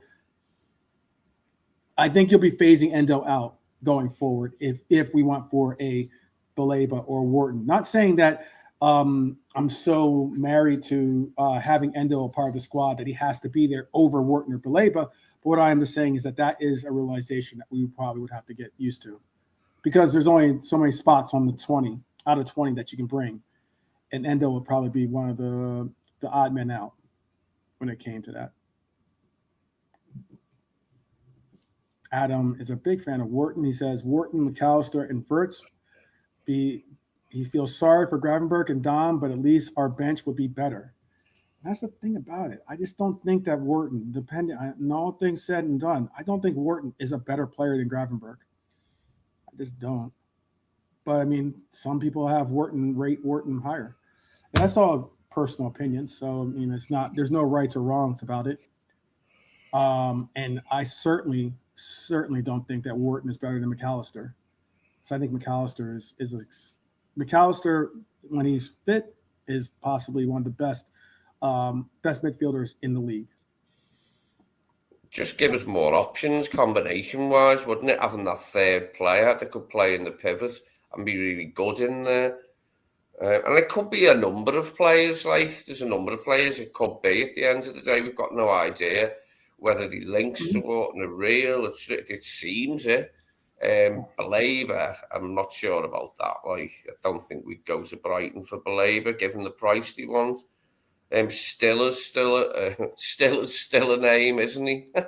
Yeah, still a name. Still he is. Yeah, still a name. Like, I seen he was in the Germany team, like when Wirtz was and Walter Marta over the break.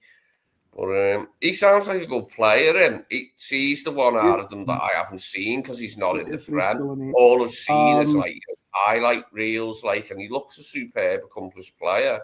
I do like him, what I've seen of him, but again, it's just a highlights reel. I've seen Baleba and Wharton for 90 minutes, a number of times now.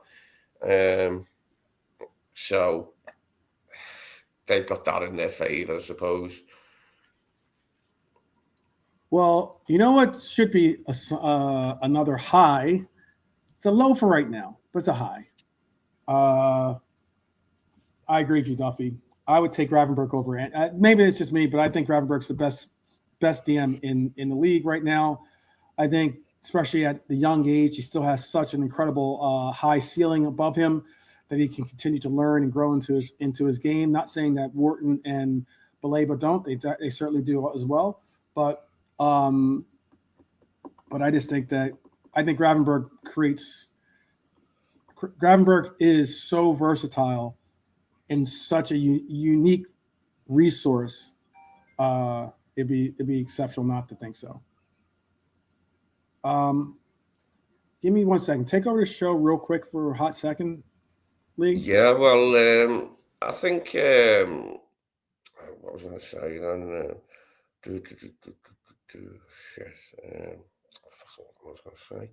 Oh, yeah, well, it was, that mantle was Rodri's, wasn't it? Rodri was, everyone knew he was the best DM in the Premier League, and they kept winning the bloody league with him in that position.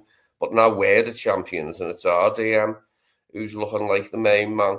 So if we carry on, if we win the league again, who could take that back off him and say, oh, there's a better DM out there, when it's, you know, well, really? It depends how Rodri does this season in his comeback, and if it can do anything for City in terms of giving them a shot at the title again.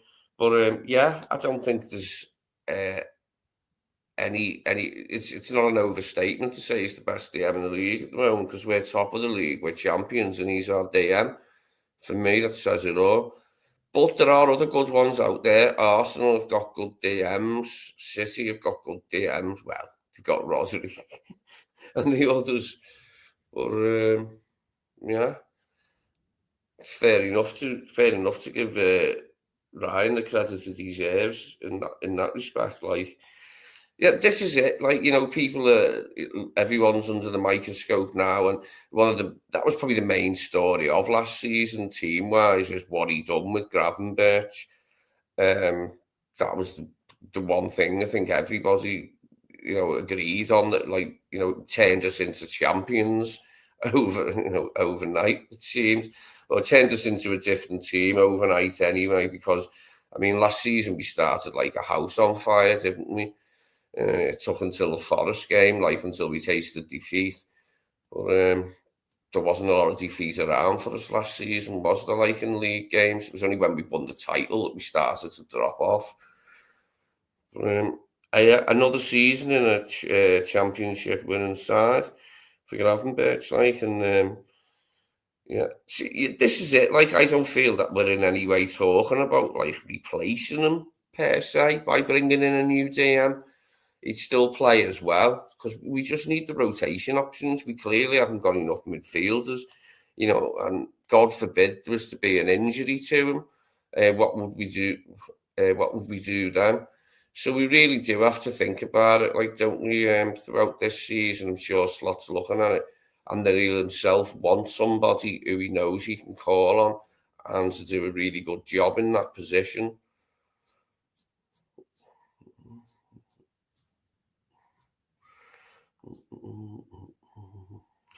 Okay.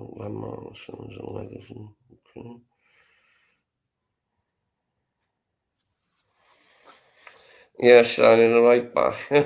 Well, we've signed one, and he's fit again now. Got us the win, didn't he?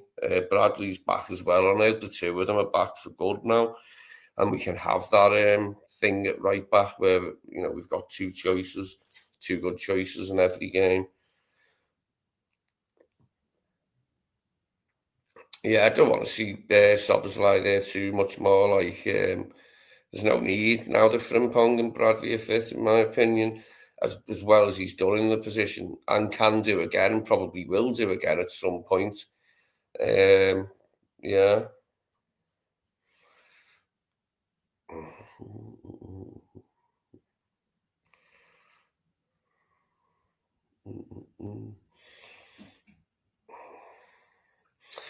It is, it seems to be good news for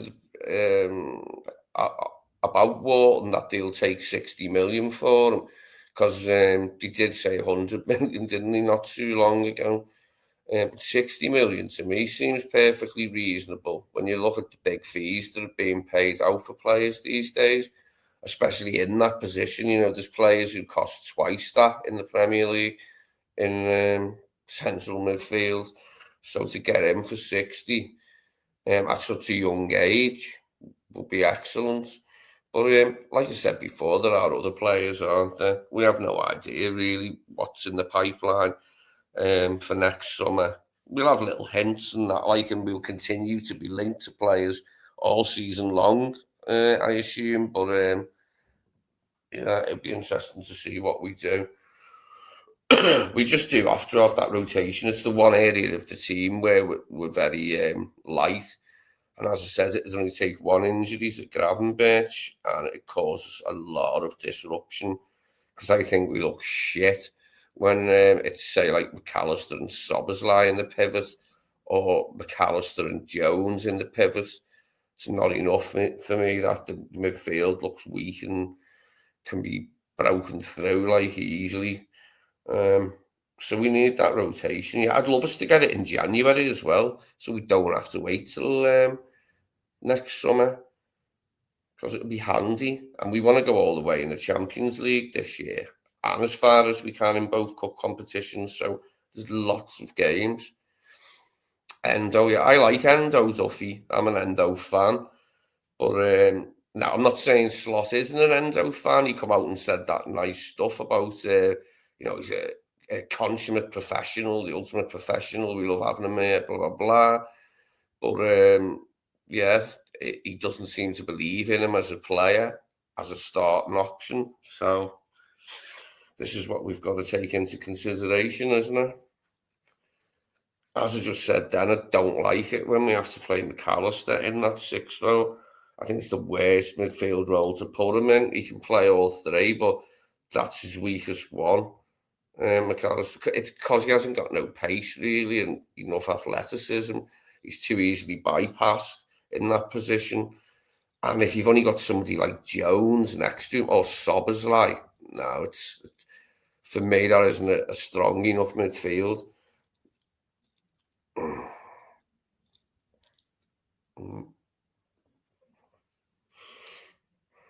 Hopefully this will all be sorted out in the summer anyway, as will the centre-back situation.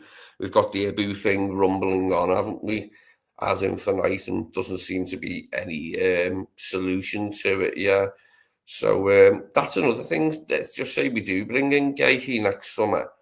If Ibu leaves, then we need another one. Because, okay, we were going to buy Gahey and it didn't work out this summer, but that would have given us 5 centre-backs. So I'm assuming that we weren't going to sell anybody. We were going to keep it like that. And that's what I'd like to see, actually. I think we do need 5 centre-backs. I'd like a 5th option, especially with Virgil's advanced years, Ibu and Joe's propensity to get injured on a regular basis, and then Leone, he's just a young lad, isn't he? I think we need more cover at centre-back. Then I would feel very nice and secure about things.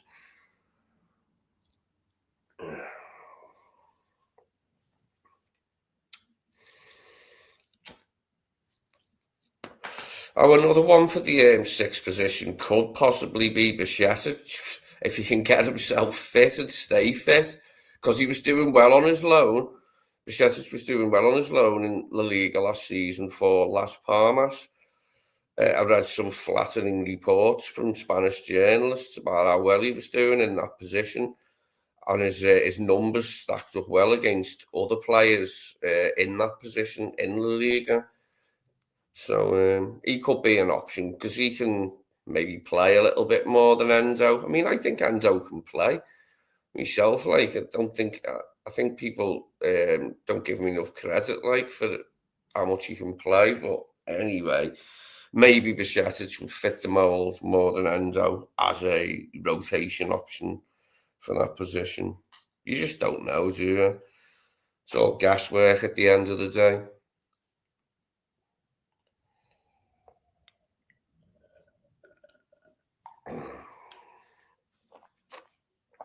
Bobby Zamora, is that, Adam? Yeah. It's only Zamora, I can remember Bobby Zamora. But yeah, he was at Fulham, wasn't he? Interesting. He was okay, Bobby Zamora, actually. He was a regular goal scorer, like.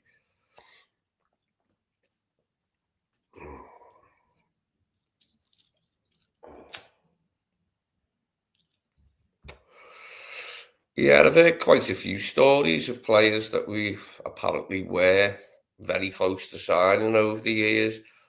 There's been a number, hasn't there? Yeah.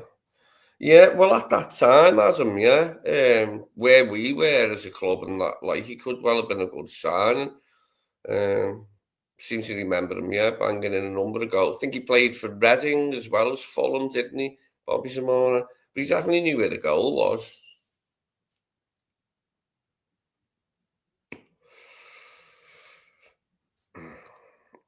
It's not a club we've ever bought many players from, I don't think, Fulham, if memory serves. Can't remember us buying very many players from Fulham. I know Elliott and Carvalho, but apart from that, I can't remember that many signings from Fulham. Oh, was that what he said? Oh, it's a shame for him. Yeah, it's a shame for the guy. Like, nice of him to say that. Like, yeah. Mm.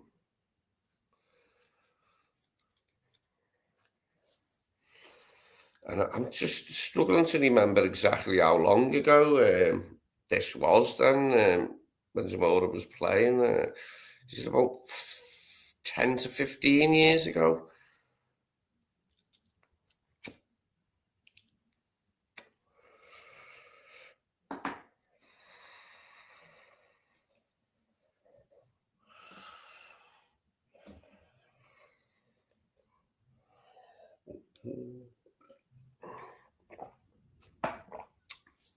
Yeah, I'm interested about this Atletico Madrid match to see how they approach it rather than how we approach it.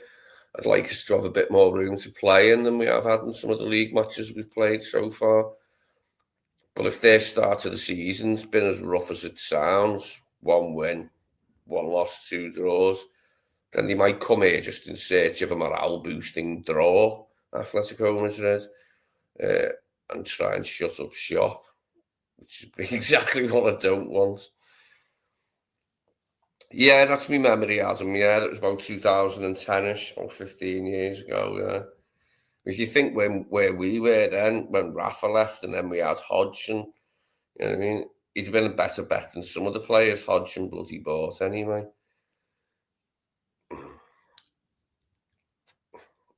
Jovanovic had to be the worst one.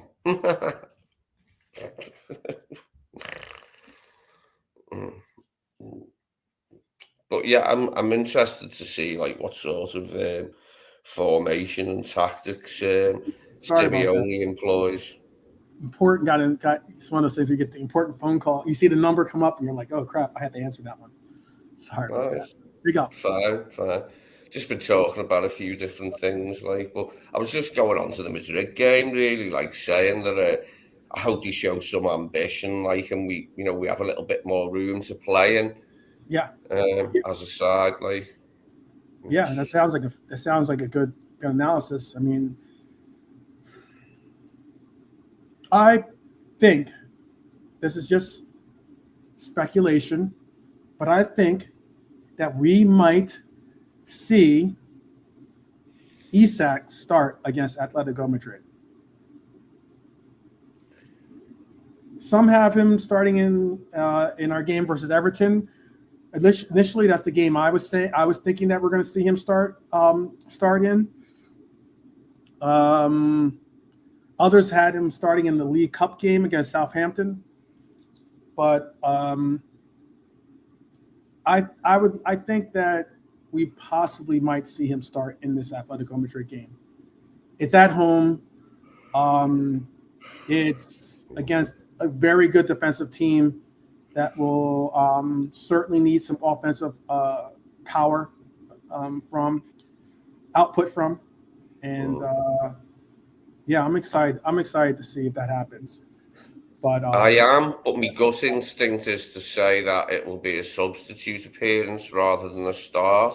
Yeah, there's absolutely the chance of that too. Yeah, I think he'd definitely make his debut, but I can't see him starting. And I'm not even that sure that he'd start against Everton. I think Slot might want to give him a few more training sessions and a couple of sub appearances, getting longer minutes each time before he starts them. But it's exciting anyway, isn't it? At least to have the option of him on the bench for late appearances, because we know he's a player that could definitely come off the bench late in a game and score a crucial goal. Right. That's why I'm excited about it. So I will say this too. So this weekend, or this past weekend, there was an announcement made. I don't know if you heard this announcement or not, but next break, or next year, excuse me, FIFA have confirmed something fans have been shouting for. And that is starting next season, the September and October international breaks will be combined into one. So from September 21st to October 6th, it's a longer pause, people. I don't know if that's exactly what all of us were hoping for. I think some of us were looking for it to be out of the season as opposed to mid-season or start of season, or right in the beginning of the season, and then having another one later on in the break of the season again. But it will be from September 21st to October 6th. Longer pause, but fewer interruptions for that first domestic calendar year for us as a team.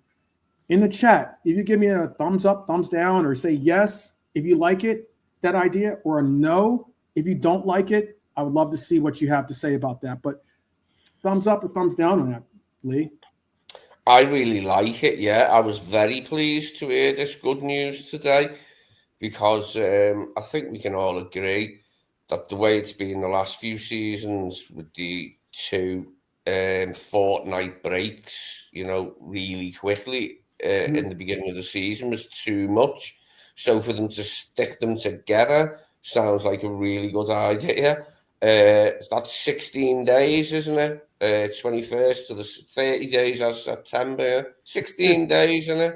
I think it's so the 20. Well, considering it depends if you consider. Oh no, wait, there's 31 days in September, isn't there? September 31st. So yeah, you're right. It'd be 16 days. Yep.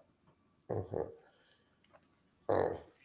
Well, so, yeah, to put it all together in one, that'll be better, I think, because it will allow the teams to get into the swing of it a bit better, won't it? Without having two breaks, just one. Yeah, but again, it goes to what Adam's saying. It's not 3 weeks, but it's about 2.5 weeks of no league football. And I mean no league as in whether it's Champions League, whether it's domestic cups, none of that. 3 weeks, 2.5 weeks of it being the straight up, and then we'd have to deal with again. So not next year, because next year AFCON is off next year, but I think right because AFCON's every 2 years, but it'll be the following year after. Once this is segmented as being a regular thing, yeah, you're right, Duffy. It'll be us having to deal with AFCON as well. So therefore, we'll have a 2.5 week break of international break, and then we'll have again maybe like 2-3 weeks of players going out on national duty for if you're an African player for AFCON too. It's really, really crappy how the international requirements kind of ham up a consistent run for a league. Not many leagues really have breaks like that. So, yeah, December 21st to January 18th this year. Yep. Yeah, it starts quite a bit earlier this season, doesn't it, AFCON? It's about a month. That's like a month of games right there. Yep. Yeah, Mo's going to miss more than normal, because that period, December the 21st forward, there's shitloads of league games, usually, because it's around that period, so he's going to miss all of them, which is something that at least Slot's had plenty of time to prepare for it mentally and think about what he's going to do. He's got enough players now to cope anyway, I believe. There's a number of our players that could play out on the right, a number of them. So, yeah, we'll be okay. We'll get through that. I have a fun one for you. I don't know if this is a high or a low from the week. We have really 2 more to go through. And that is West Ham obviously played a game against Spurs this past weekend. It's a London derby, right? It kind of gave me a little bit of a chuckle to see this be the case. I don't know how you feel about these particular items, but West Ham have officially banned half and half scarves from their grounds. So at least for the derby, they did that. Now I don't know if it's going to go forward with half and half scarves for whatever other derbies they have, or West Ham obviously isn't in anything European related, but they are banning half and half scarves. Now the reason why if you're wondering what a half and half scarf is, I don't think I have my scarf. Yeah.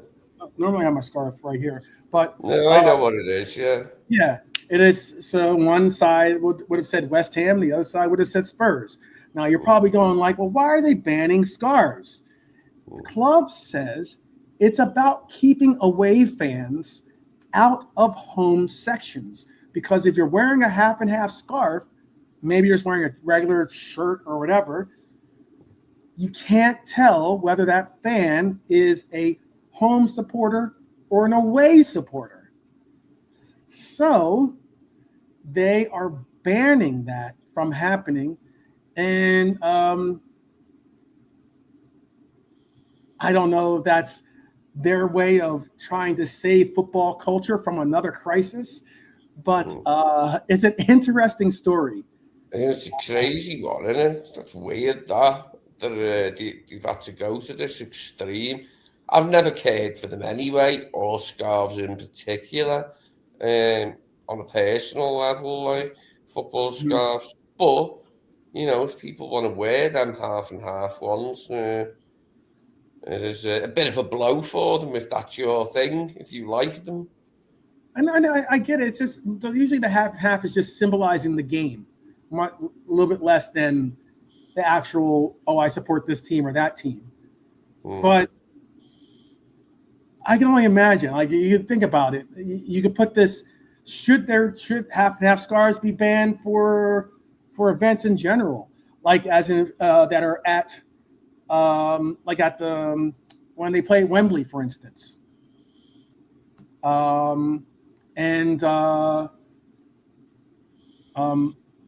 Unfortunately, no, I didn't get my match program, by the way, Duffy.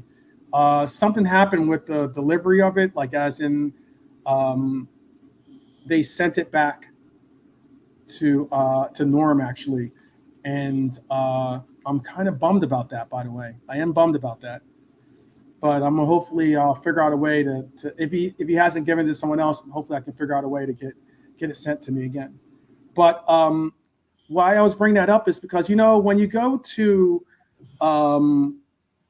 when you have those matches and you see, like, you'll see one side all red and you'll see the other side all blue or something like that, and then you have that one guy there with the half red, half blue scarf, and you're like, who's he support? You don't know.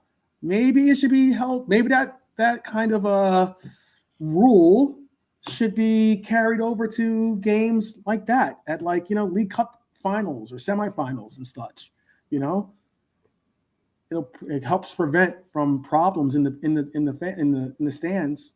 Well, I can see all the scarves behind you, the full Liverpool scarves. There are no half and halves on view there that I can see. Yeah. That's right. This is an interesting one. You can tell me in the chat if you think that all half and half scarves should be abolished. I think that sounds like some of you don't think that. I'm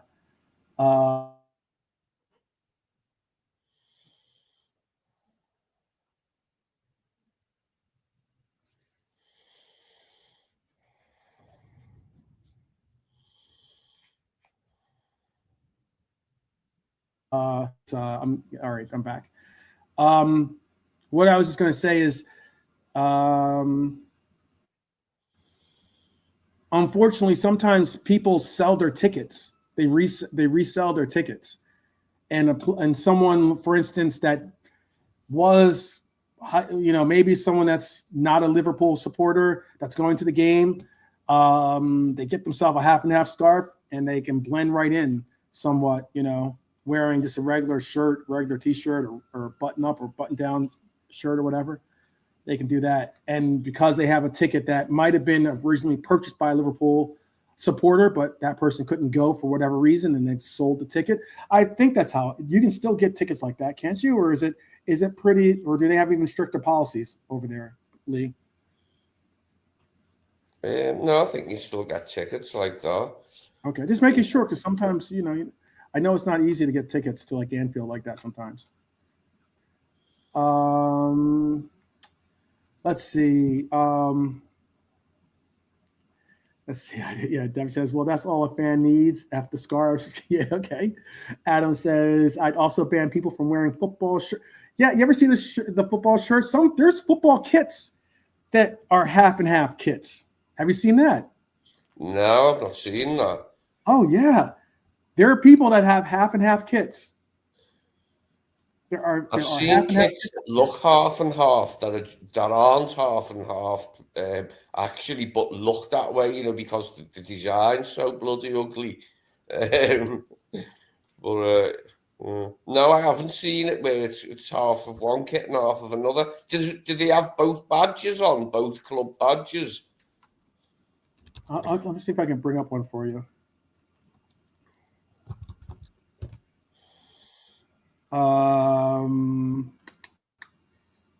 Let me see. I've seen them before.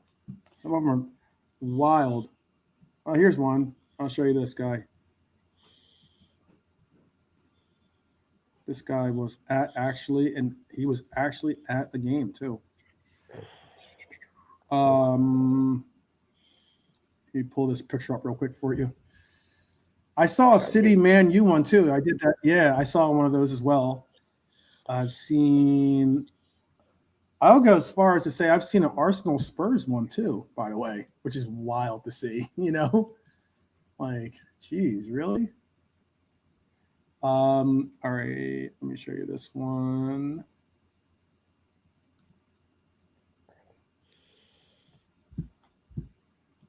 Whoops, I had it up. All right, my fault. And what's the blue half? What kit's the blue half? Brighton? I think it might be Brighton. Yeah, it's a bit shit looking in it. It looks like they've drawn it or something with, like, I don't know, a marker or crayons.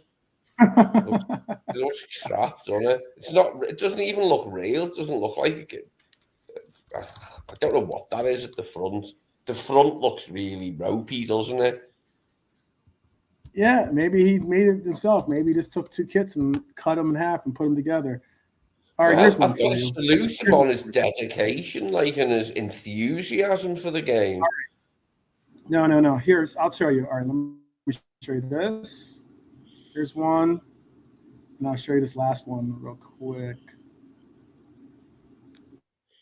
That's horrid. Good words, horrid. I love the word horrid.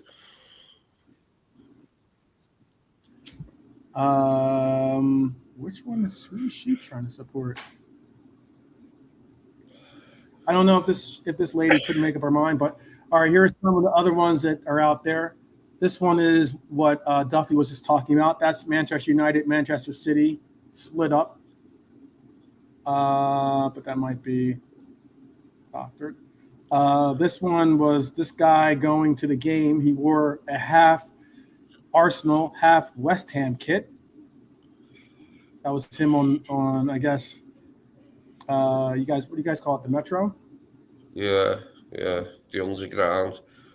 Oh, makes it look shit. On the tube? Yikes! Yeah, it looks uniquely shit. Yeah, memorable, though. I suppose that's why he's doing it, like, so Peter to stand out, and that definitely stands out like a sore thumb. Yeah, I'm sure this lady is a lovely, lovely lass. Looks like a very nice lady, but her son or daughter or husband or her partner should have told her that's not the look, because that one's a Liverpool one. That's half Liverpool. I don't know who the other half is for, though.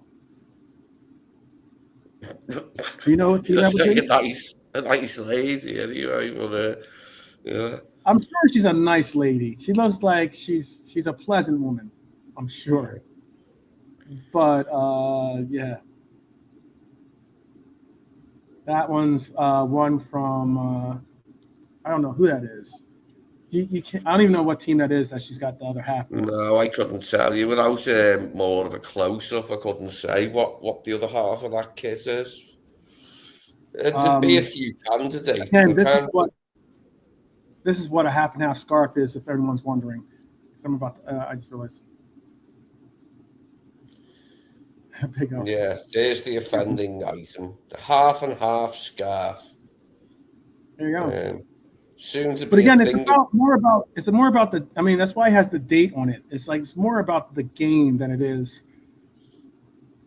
You support. Yeah. God knows how much one of them would set you back, like, but I wouldn't be willing to part with cash for one. You wouldn't be But, willing to pay cash for that. Maybe it's no. Wigan. Is that what it is? Is that Wigan? Was that what lady was? Is this Wigan's kit? Hold on, let me bring it back for you. Is this Wigan's kit that she has on the other It half? says Australian team there from Duffy. It says it was half Liverpool and half a local Australian team, and this one was indeed Australian, I think. Okay. On a So maybe it was pilgrimage. like one of those games. It was John Smith Stadium's where they played. I don't know where that is, but let me see. Maybe it was because she was like, it was one of those games where she's like, oh no, that's Huddersfield, by the way. Huddersfield's in England, right? It is. That's Huddersfield. Is that what it is? Okay. Yeah. Well, I remember them being in the Premier. Give it credit. If it was a situation where it was like she was from Australia and like it was maybe Liverpool playing her Australian home team or something like that or whatever, then I'd be like, okay, maybe I can give you a slight pass, considering that's never going to happen again. Liverpool playing in like an Australian team, and it's more of like you saying, big up to my home team, big up to my main team. I don't know, your side chick and you're letting your side chick meet your main chick. It's whatever, I guess. Whatever floats your boat, I guess, huh? Yeah. Okay. I see. Duffy thought it was connected to that one. I got you. Like your son played for both teams. Oh, maybe that can make sense too. That can make sense as well. I could see someone doing that as well. Your child plays for both teams that are involved in the game, and rather than you wear the one kit or the other, you wear one that's just both. I could see something like that, showing love for both teams. I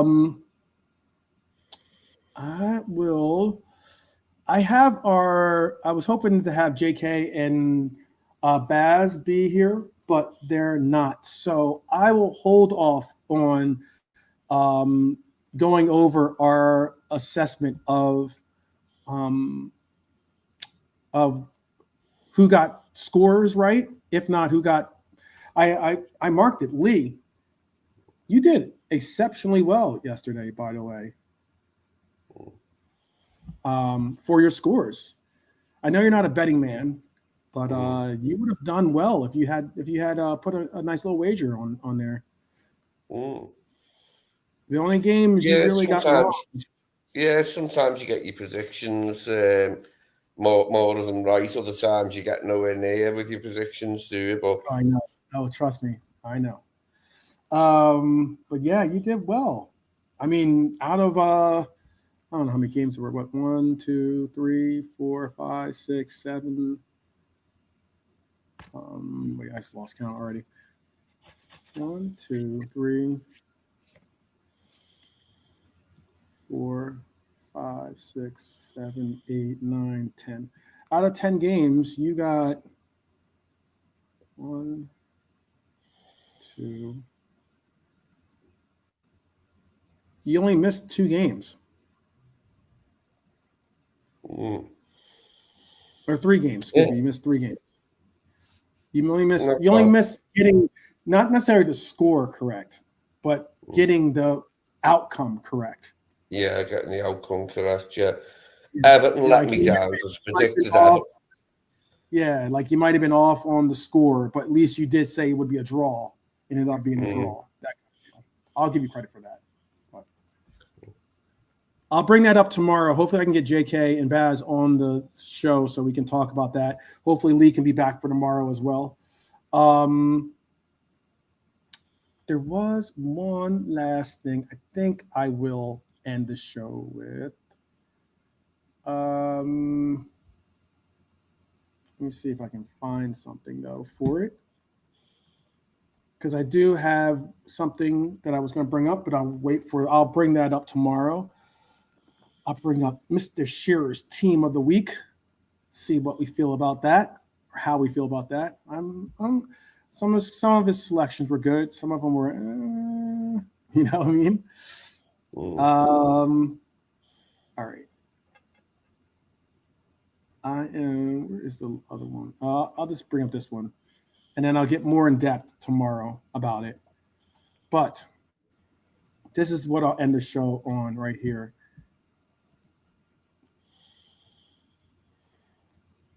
Let's give some love to Ruben Amorim. I think in Amorim we trust should be a motto that we all pledge to. I believe that Manchester United should just trust the process. His sporting project keeps humming in the sense of the man's stock is rising across Europe as we speak with such dynamic performances that his Red Devils are giving trying to say about laughing, but giving out in Europe. But I have to say, in Amorim we trust, hopefully, because this is Amorim's record so far in 31 games. He has done the undoable.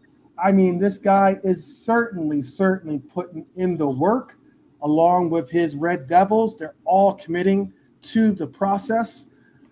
8 wins, 7 draws, 16 losses, and a goal differential of minus 13 with a win percentage of 25.8%.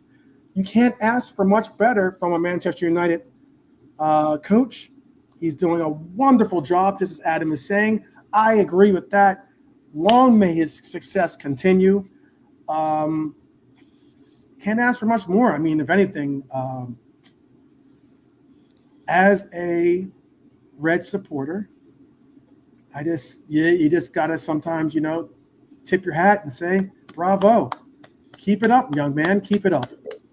No, I wish them many, many more defeats, unless they're playing Arsenal, of course, in which case I'd want them to win both games. But they've already lost to them once this season, you know what I mean? They've got 1 game left where they could help us out. But apart from that, no, it's losses all the way for me. The more, the better. Yeah, he cost me money this weekend, so trust me. I was like, all right, maybe he can pull out one of those like miracles at the Etihad. No, not even remotely. I'm like, am I going to stay? I had been up all morning. I put toothpicks in my eyes to make sure I could stay awake for that blistering Burnley game that we had to watch. I was struggling on energy. I'm like, well, Manchester City are poor. They can do it. Man, United can pull out something from this, right? The only positive thing out of this is if you play fantasy football and you got Erling Haaland as your captain. Other than that, United did us all dirty, if that's the way it is. I should not be a betting man. I shouldn't be a betting man at all, especially if it means trying to bet on Manchester United. Yeah, that one was tough. But again, it was a good run. Good run. I'm hoping that they don't fall. Do you think United, the board will lose faith in this guy? And I know a lot of people are asking him to do the honorable thing and resign. And there were talks about the board giving him a extension on his contract. That's not me making up news. That's not me doing some Onion style news reporting here. That was a report out there that said that United's board were considering giving Ruben Amorim an extension to his contract so that he could see out this project that he's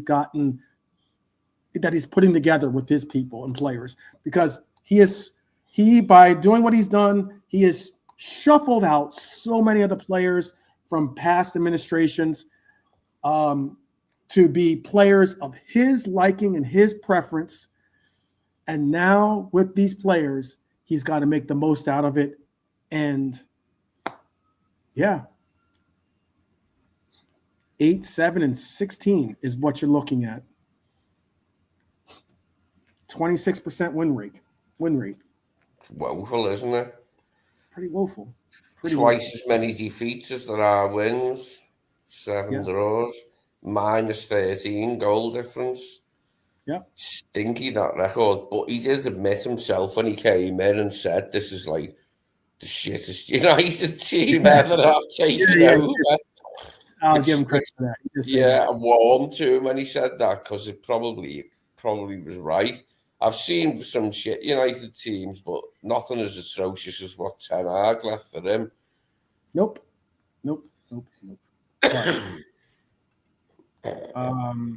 But yeah, it's something of a measure. And not only is it a measure, I'll go a little bit deeper into some of the conversation tomorrow on Amorim, but because let's be honest, he is statistically, this statistic is wild. He is the worst Manchester United coach since World War II. That's bad, brother. That is really bad. You're not even talking about part of the century. You're talking over 100 years ago. Well, he gets a bit of time off, doesn't he? Why all the other clubs play their European fixtures, including Tottenham. Close to 100 years, I have to say. Well, including Crystal Palace. You know what I mean? Crystal Palace are in Europe, Man United aren't. So he gets a bit of time to himself for a few days, don't he? Until the weekend. Yeah. Out of the League Cup at the hands of Grimsby. Yeah. It's one that's got a lot of Manchester United fans still seeking some type of therapy. Look, if you're a Manchester United fan, let me express this. Going to the internet is not the best place to try to find a safe place. I'll say it like that. Unfortunately, it's just not. There's a lot of cruel people, and there are a lot of people that just don't give an F. So, yeah, it is not the place. It is not the place, especially when you think you're in good place with your fellow Red Devils, and they seem to be harsher than the rivals sometimes, to be honest with you. So, hey, it is what it is. But people, we are going to wrap it up here. We went well over the 2-hour mark. We're going close to 3 hours, but we've had a good group of people in the chat. Appreciate each and every one of you, except for the troll. I'll say that. I appreciate each and every one of you, except for the troll. That was or trolls plural. I think it was just one person that just had a bunch of same person, one at each time with a different name. That much I did gather. Yeah. He had the same message for most of his comments, which are totally disgusting and out of line, but all the same. It definitely, you got to be doing something right for people to hate on you. So, big up to that. But we will be back tomorrow I am going to I'll have a pretty cool show ready for you tomorrow as well, because tomorrow will be us getting closer. Let's see, when is our United, or excuse me, our Atletico Madrid game is in 2 days. So tomorrow we'll most likely do a Atletico Madrid preview, and I'll also get into topics, some other off topics from the game as well. So it won't be just an Atletico Madrid preview. It'll include other notes and points from news, or just conversation or debatable points that we can talk about. And then we'll also, like I said, we'll get into breaking down what we have in store for our first Champions League match.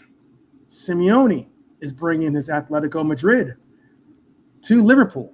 We all remember the last time they did that.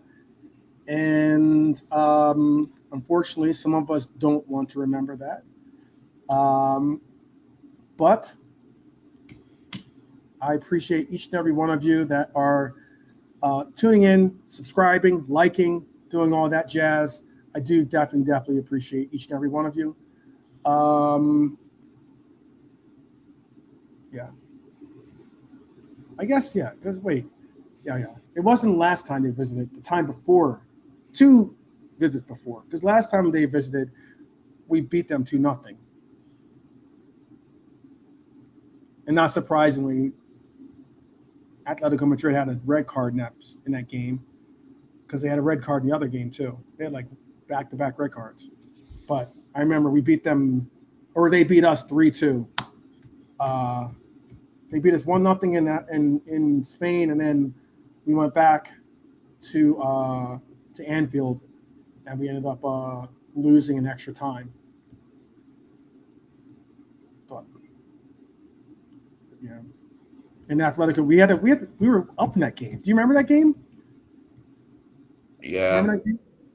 Yeah. We were up in that game. We were going to move on in that game, because we were up 2-1 in aggregate in that game. Mm. And then they came back and scored 3. It was Adrian, wasn't it? Adrian made the howler, and we were out again. So it didn't really matter. And we had to go forward, but we'd done the hard work, haven't we? When Firmino scored, we were through. Yep. When Bobby scored, we thought we were through.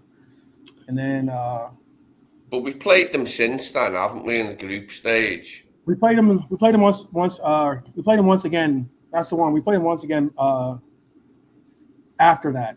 We played them in the group stage where it was still 1 home, 1 away fixture, and we beat them that time. We beat them that time. But the time before that was the 3-2 loss, where they stunned us at home, which was horrible. I remember that game distinctly, because we were up in that game. I thought Bobby had sealed it for us. All we had to do was see it through, and then all of a sudden, I'm trying to think who scored for them. Lorente, was it? Yeah. Lorente, Scored the first one. Adrian. Yeah. Poor old Adrian. I mean, I was gutted and I went off my ass about it, but it was a terrible clang. It was raining, wasn't it? It was very wet that night. So anyway. Yeah. Anyway. And crappy. But all the same, people.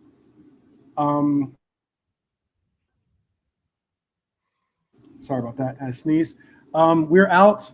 Hope you enjoy the rest of your evening. Hope you enjoy the rest of your afternoon, morning, whichever we're reaching you at. We appreciate the fact that you've stayed with us for as long as you did. Please join us tomorrow. We'll be back again. We're going to do Atletico Madrid preview. We'll mix in a little bit. We'll mix in a little bit of news and discussion on maybe some hot topics. And other than that, I just say keep it up. Keep it up, my brothers and sisters. We're 4-0. Keep your heads up. We have a lot to do, but we have each other to walk along with. So I appreciate each and every one of you. And as always, up the Reds each and every time. I will see you guys tomorrow, same time, same place. Take care.